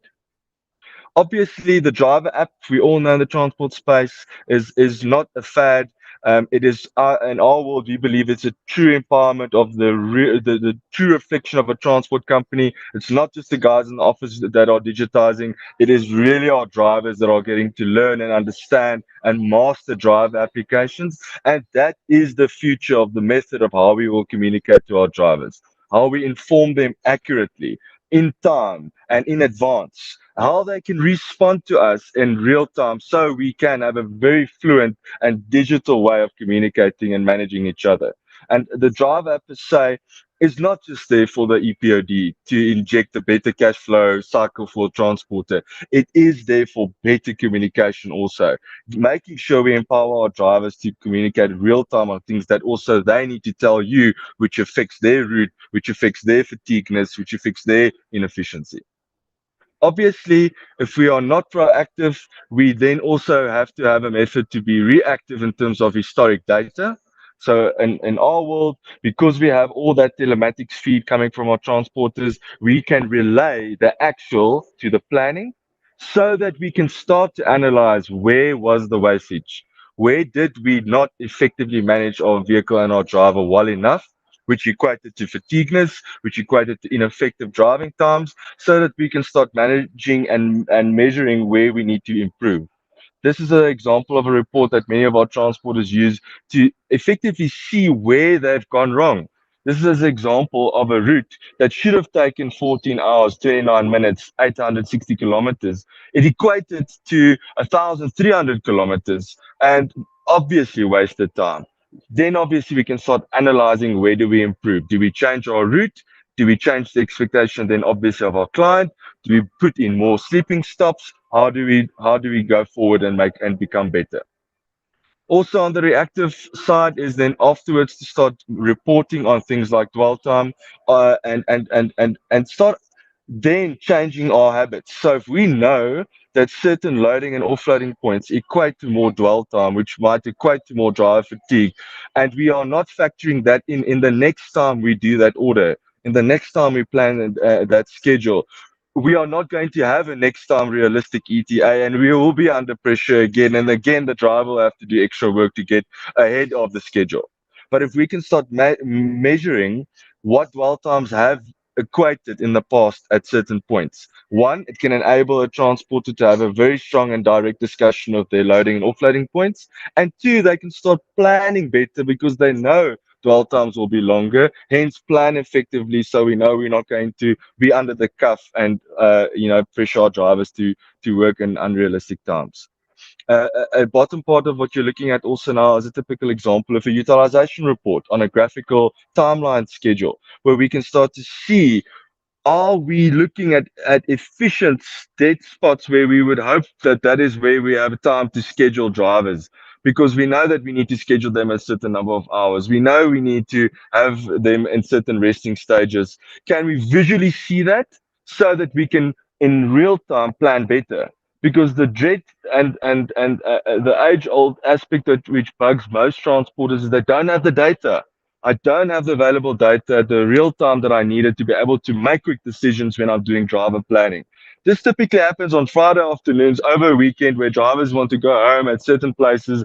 Then they have been scheduled for certain weekends. The operator has got a lot of work to get done in terms of production that needs to move, and then quickly have the data available to know these drivers I cannot schedule. These drivers have been utilized. I need to have these drivers on off time schedule, and these vehicles need to be routed differently. If you don't have that data, you can't react quickly, and you then after making mistakes in terms of scheduling drivers where they shouldn't have been or vehicles where they haven't, then you get to that reactive stage and you're chasing tail. So making sure that your transport management system can leverage your telematics data, which tells us where the vehicles and what they are doing, combined with what they should be doing, to get that historic data to know, I can schedule my drivers effectively. And then lastly, just in terms of incentives, I think many transporters in their transport management systems are driving production type of reports continuously, the continuous chase for revenue per kilometer, the cent per kilometer reporting, because that is what keeps the wheels turning. And ultimately that ripples down. And I love what Derek has alluded to in terms of how we have to look at how we incentivize and how we do that better. Because most of our reporting in terms of our top line for transporters also then reflect in how we are remediating our drivers. And it becomes this, cross incentive method where we are chasing production, we are chasing revenue, and we are also paying our drivers in the same, chase kilometers, chase production, chase revenue, but somewhere we need to counter with, are they resting? And the alignment of incentives from a technology point of view is where let's keep on chasing revenue. Let's be as efficient and as profitable as possible. But in all our reporting, not just look at cent per kilometer for revenue, but let's also immediately on those same reports incorporate what has and is the effect on our drivers. Because ultimately, autonomous vehicles are quite a far away from here. I know it's a topic that will remain. We are going to depend on our drivers, and effectively, we need to manage them in the incentives in the same way that the business needs to manage its own incentives, and use technology to help us to do that the best way possible. And then continue for the driver to react also and give feedback by the usages of driver apps in terms of where they are disaligned, where they can hear their challenges, or where they can, directly communicate where they might feel they are not being managed effectively. And that is what I have for you in terms of how a transport management system can help us manage the utilization of a transport business, and ultimately what the effect that will be on the usage of our drivers and their fatigueness and management. Thank you. Thank you so much, Franco. As always, you presented with energy. We really appreciate that. And I think the industry needs to understand what TMS is. A lot of people think they understand what TMS is. They use it as a catchphrase to say different things. But I think what you brought out is great integration of data to give you human insights, but not just human insights, from a predictability perspective, not only maximizing that efficiency. And I love the point you made. A lot of us transporters are stuck in CPK, TCO. We are stuck in that mindset. We are stuck in saying we need to improve our CPK, we need to improve our TCO.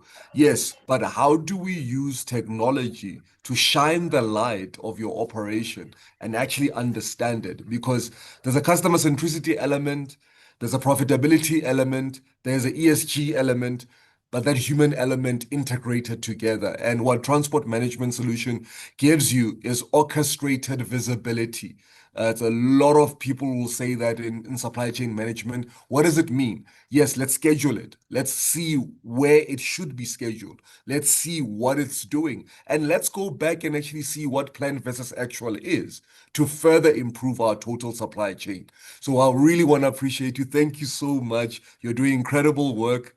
Really appreciate you, sir. And guys, please follow him on LinkedIn, stalk him on LinkedIn. He's in Germany, he's in South Africa, he's in Cape Town, he's in Joburg, he's all over the place. So you'll get great insights from him as well. So thank you so much. I want to take this opportunity to thank all the speakers. Tremendous tapestry that we've heard today. It's about people. As I said earlier on, my father was a truck driver, and I wish there were people like you on the call.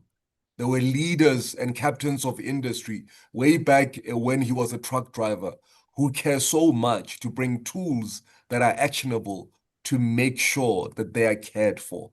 There's a whole lot of other supply chain of people waiting for them to come back home safely. And as we work together to make sure our supply chains are effective, to make sure our SMEs and all the other companies are effective, to make sure that we understand the tools that are at our disposal and not forget the human element, we will make sure not just to make impact in our own particular operations, but we will make impact in the country.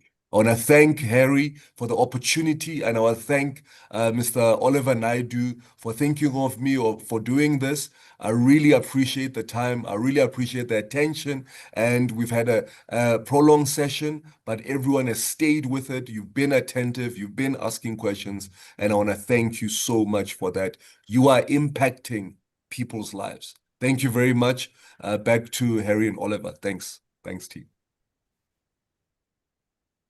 Harry, so I think we should have a session for any questions that any of the folk on the call might have for any of the presenters. And then we'll be able to have some closing comments and a bit of summation around that. That should be great, Oliver. Perhaps if we could ask the panelists who are still available, if they can both unmute and switch on their cameras, so that I can have a little bit access to those cameras, that they can spotlight them. So I appreciate that. If you guys can both unmute and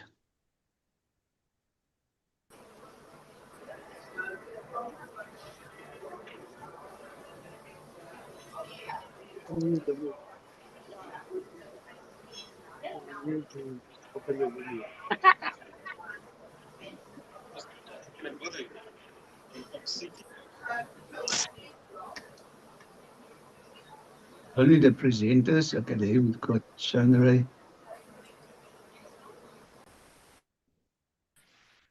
Just seeing if I get everybody in here.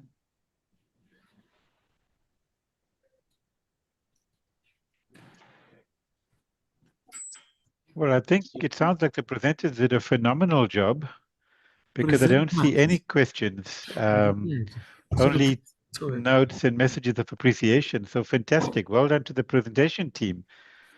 In fact, although I've been doing this for, well, more than 2 decades now, I was quite inspired as well, to see the kind of resource that we have, both in terms of the data analytics, technology platforms, and also, Dirk, and you really reminded me of it. Fatigue and driver management is a very personal matter. And I think part of the challenges we've had is that we've often, as an industry, marginalized drivers. So yes, use data, yes, use technology, but let's keep it human to make it real and relevant and sustainable. So thanks for the reminder, Dirk. And I don't know if Abokwe is here, but just interesting story. We've got a few minutes. Abokwe, I've known Abokwe for probably 15 years or longer. He's currently the general manager for OneLogic's VDS. Now, I met Abokwe when he was quite junior in the industry, and he's one of Dirk's products. And today, Abokwe inspires me. When I look at how he manages his team, his drivers. We were at a conference. It was a Michelin Connected Fleet launch, and long story short, but we were all having a meal, and Abokwe was there. Abokwe, you remember that, eh? He left us at the table where all the sort of, speakers and presenters were. He went outside and he ran off. He brought the driver, who was with his overalls and a bit scruffy like drivers normally are, to join the table. He made sure the driver ate with us. And that spoke volumes. Abokwe, so you're an inspiration, hey, not just for the operational stuff you do, but for keeping us aware of the human element that is so critical. So great to have you on the call as well. Sorry, Harry, I hijacked your slot there. My apologies. No, not at all.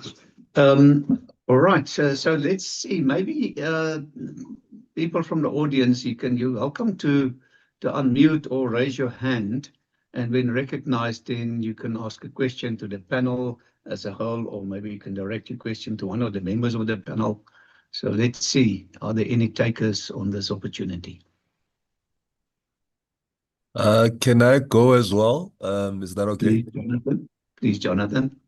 Thank you so much. So, this great initiative. One of the things I wanted to ask Oliver in terms of the 4 pillars of RTMS, because a lot of companies look at self-regulation as just compliance. If maybe Oliver can expand on the 4 pillars of RTMS, because I think they touch on so many elements of what we've spoken about today, and kind of brings it into a very good, succinct approach that as organizations we can take for best practice to improve our total fleet structure. Thanks. Sure. So the 4 pillars are, the first one is payload management. In other words, making sure we have optimal payloads, both to prevent overloading and to minimize underloading. Because if you're underloading, you're being inefficient and it's a wasted resource. Overloading is obviously not just illegal, but it's a big risk factor in terms of affecting the vehicle dynamics. Your braking efficiency is compromised. In the event of a crash, you'll probably lose insurance cover, etc. So the first one is payload management. Second is broadly classified road safety. And that looks at speeding. It looks at your incident and accident management, your traffic fine management, and your risk management in totality. So that's the second pillar, road safety. Third is your vehicle maintenance and roadworthiness. And here we look at your service scheduling of your truck tractors and your trailing equipment, your tire management. Are you tracking your breakdowns? Do you keep data on vehicle optimization? More around preventing vehicle or defective vehicles from entering the roadway, but equally important, ensuring your vehicle uptime is at a level that the business is not affected economically. And the fourth pillar is really what we're talking about today, is around driver, it's called resources. So it's driver wellness, including driver training and driver empowerment, for want of a better word. So how do you involve drivers within the core of the business? How do you integrate them? And as I said earlier, if we want drivers to behave as professionals, we need to treat them as such, give them the resources and recognition. And of course, and the one thing which I'm struck now compared to, say, 15 odd years ago, and Renko and Chris spoke to it, how do we as corporate and as commercial fleets, how do we not just have access to telematics and tracking, but how do we use the data and insights to make a difference? In the audits we do, the one thing that kind of pains me is we get to companies and they've got a fantastic telematics system. They've got access to data, but either they don't use it for its maximum impact, or it isn't bringing about the desired change or correcting behavior or improving efficiencies. And fuel consumption is one that I can talk long about. Tire management is another. So yeah, that's kind of, Jonathan, a bit long-winded, but that's the 4 pillars of the RTMS standard. Thank you, Oliver. I see Chakis's hand is up. Chakis, you're welcome to unmute and ask a question. Thank you so much, and good afternoon, and thank you to all the panelists for this informative session. Oliver, to you, very interesting perspectives you gave there. I'm just wondering whether you were willing to explore the correlation between how drivers tend to exert themselves for incentives at the expense of that safety element, because it's not just one aspect or variable that is driving this. It could be that many of them desperate for their positions, wanting favor with their employees, because we tend to praise more those who are hardworking. This guy, when you send them there, they go and they come back and they're never complaining. And yet that is done at the very expense of what internally we can't see, human factors and all other underlying conditions. Whether have you looked into, or perhaps in future you can look into whether there's a correlation there that can be looked at, so that people don't sacrifice well-being, life for money, or incentives, or being liked by the employers. And then you, on one of the slides, you talked about the risk assessment tool there. There was an indicator that you gave, but I missed whether that analysis is done manually, or is there a technological device that is used to extract and even interpret this data, which is one of the critical things, because as I say, people tend to present a particular picture when a person will be sick and yet still wants to show up because of the other desperations. How do we then use this tool so that it's able to detect what otherwise we could not be seeing? And then in terms of, I'm just trying to ask all my questions, Harry, so that they can answer. And then Chandra, a very interesting tool that you are bringing up. Actually, it's one of those that I see it's driver-centric, because it's drivers who actually are. The other tools seem to be looked at monitoring, or tools that checking whether people are compliant or are good boys or good girls. So yours seem to be very much at the center, which I would want you to, in future, see how it expands, and also the model is such that you have a tool that shows people that this is for your benefit, as opposed this is your whipping stick. We are checking you, we are looking at you, we are seeing what you are doing. So more like seeing that it's them who benefit out of compliance and understanding all these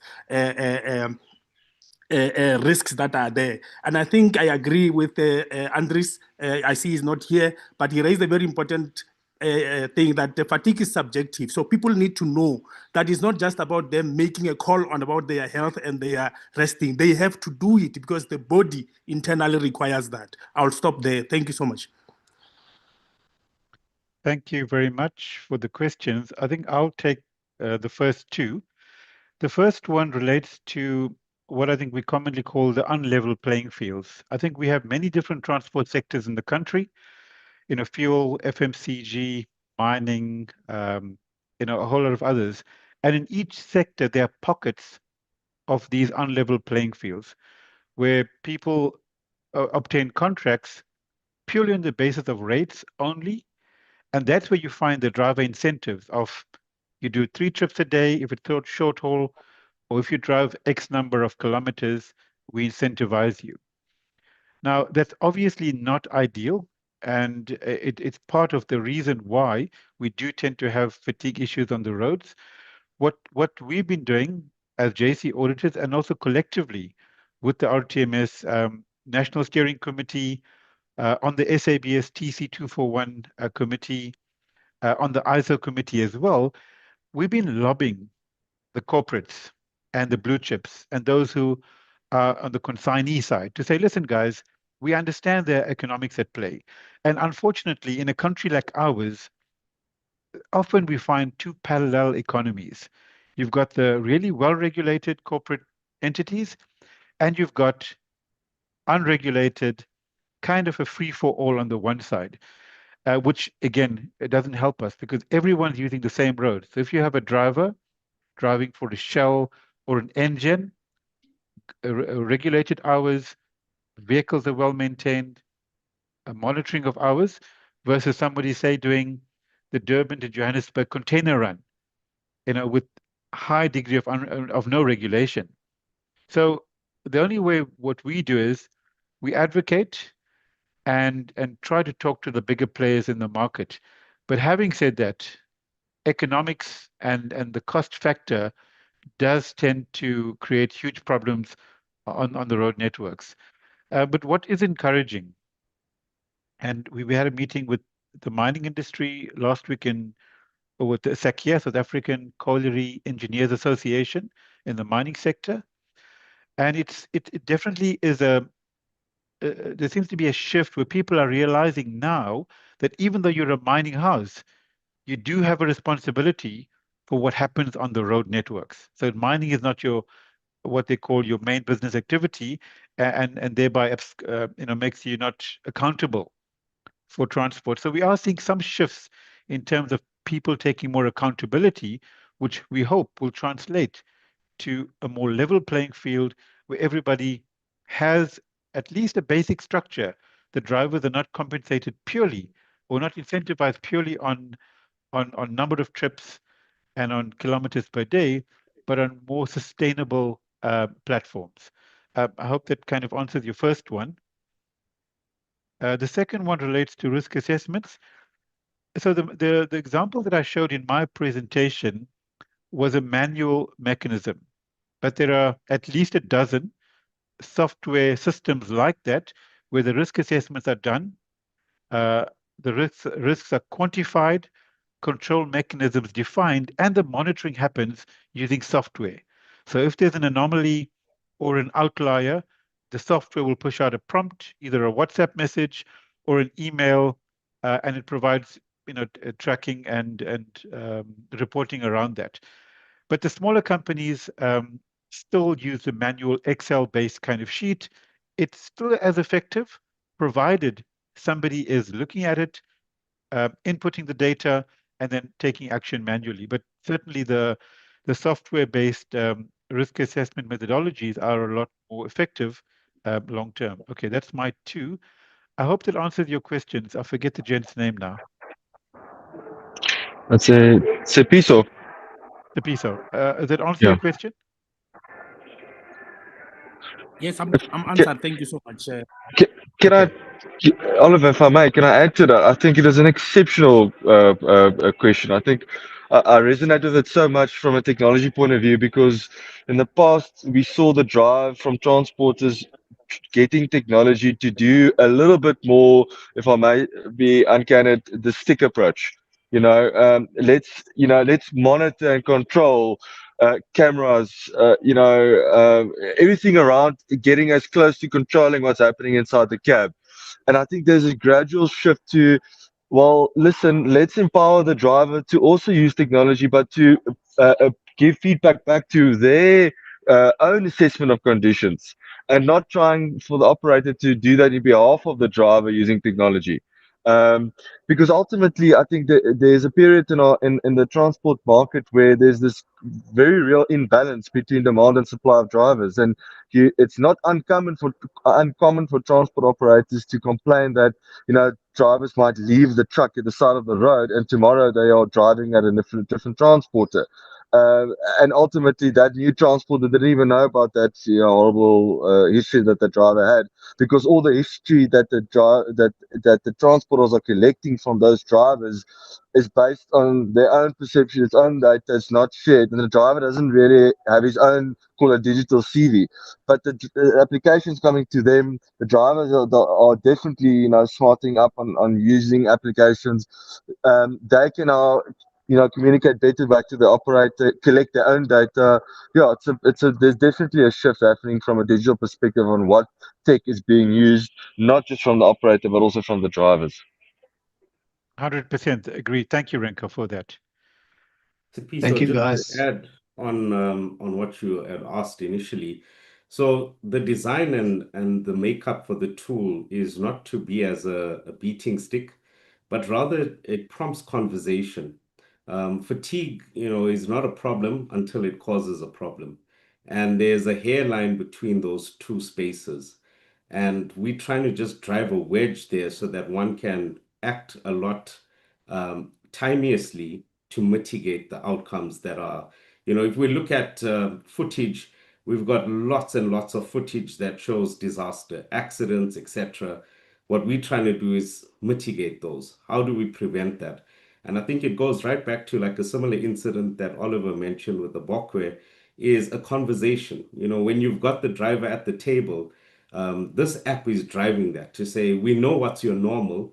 We just want to have a conversation that says, what's going on? Life happens. People have toddlers that don't sleep. They're unwell. Even their normal kids, when they're unwell, it stresses them out. It keeps them up. Things happen in marriage. Things happen with financial situations. It's the nature of the world we live in. Unfortunately, those are not compulsory for employees to disclose to their employer.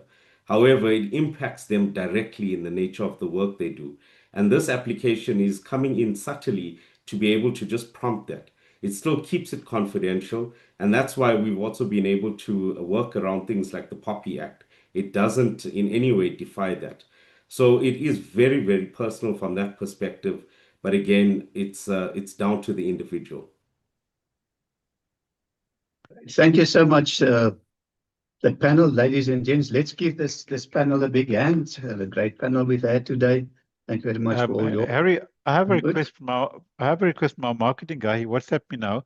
Is it possible to ask everyone to turn on the cameras? I mean, everybody in the chat, and get a screenshot for a LinkedIn post or a MailChimp post, if that's okay and people are comfortable with it.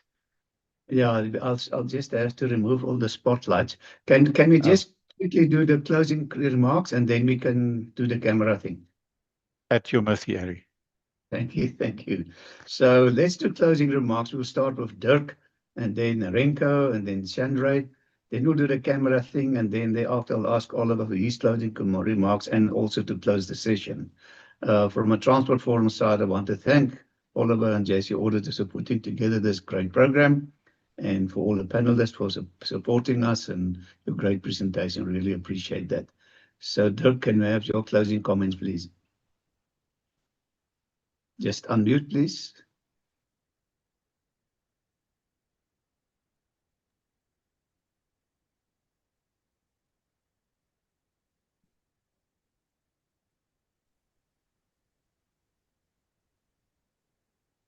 Dirk is still muted.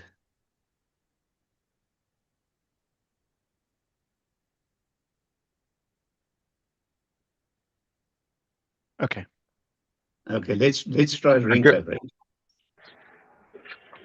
Thank you, Harry. And again, thank you, Oliver. For me, the closing remark is that it is undeniable that the driver remains a kingpin in our transport operation. and the transporter per se remains a kingpin in the broader supply chain.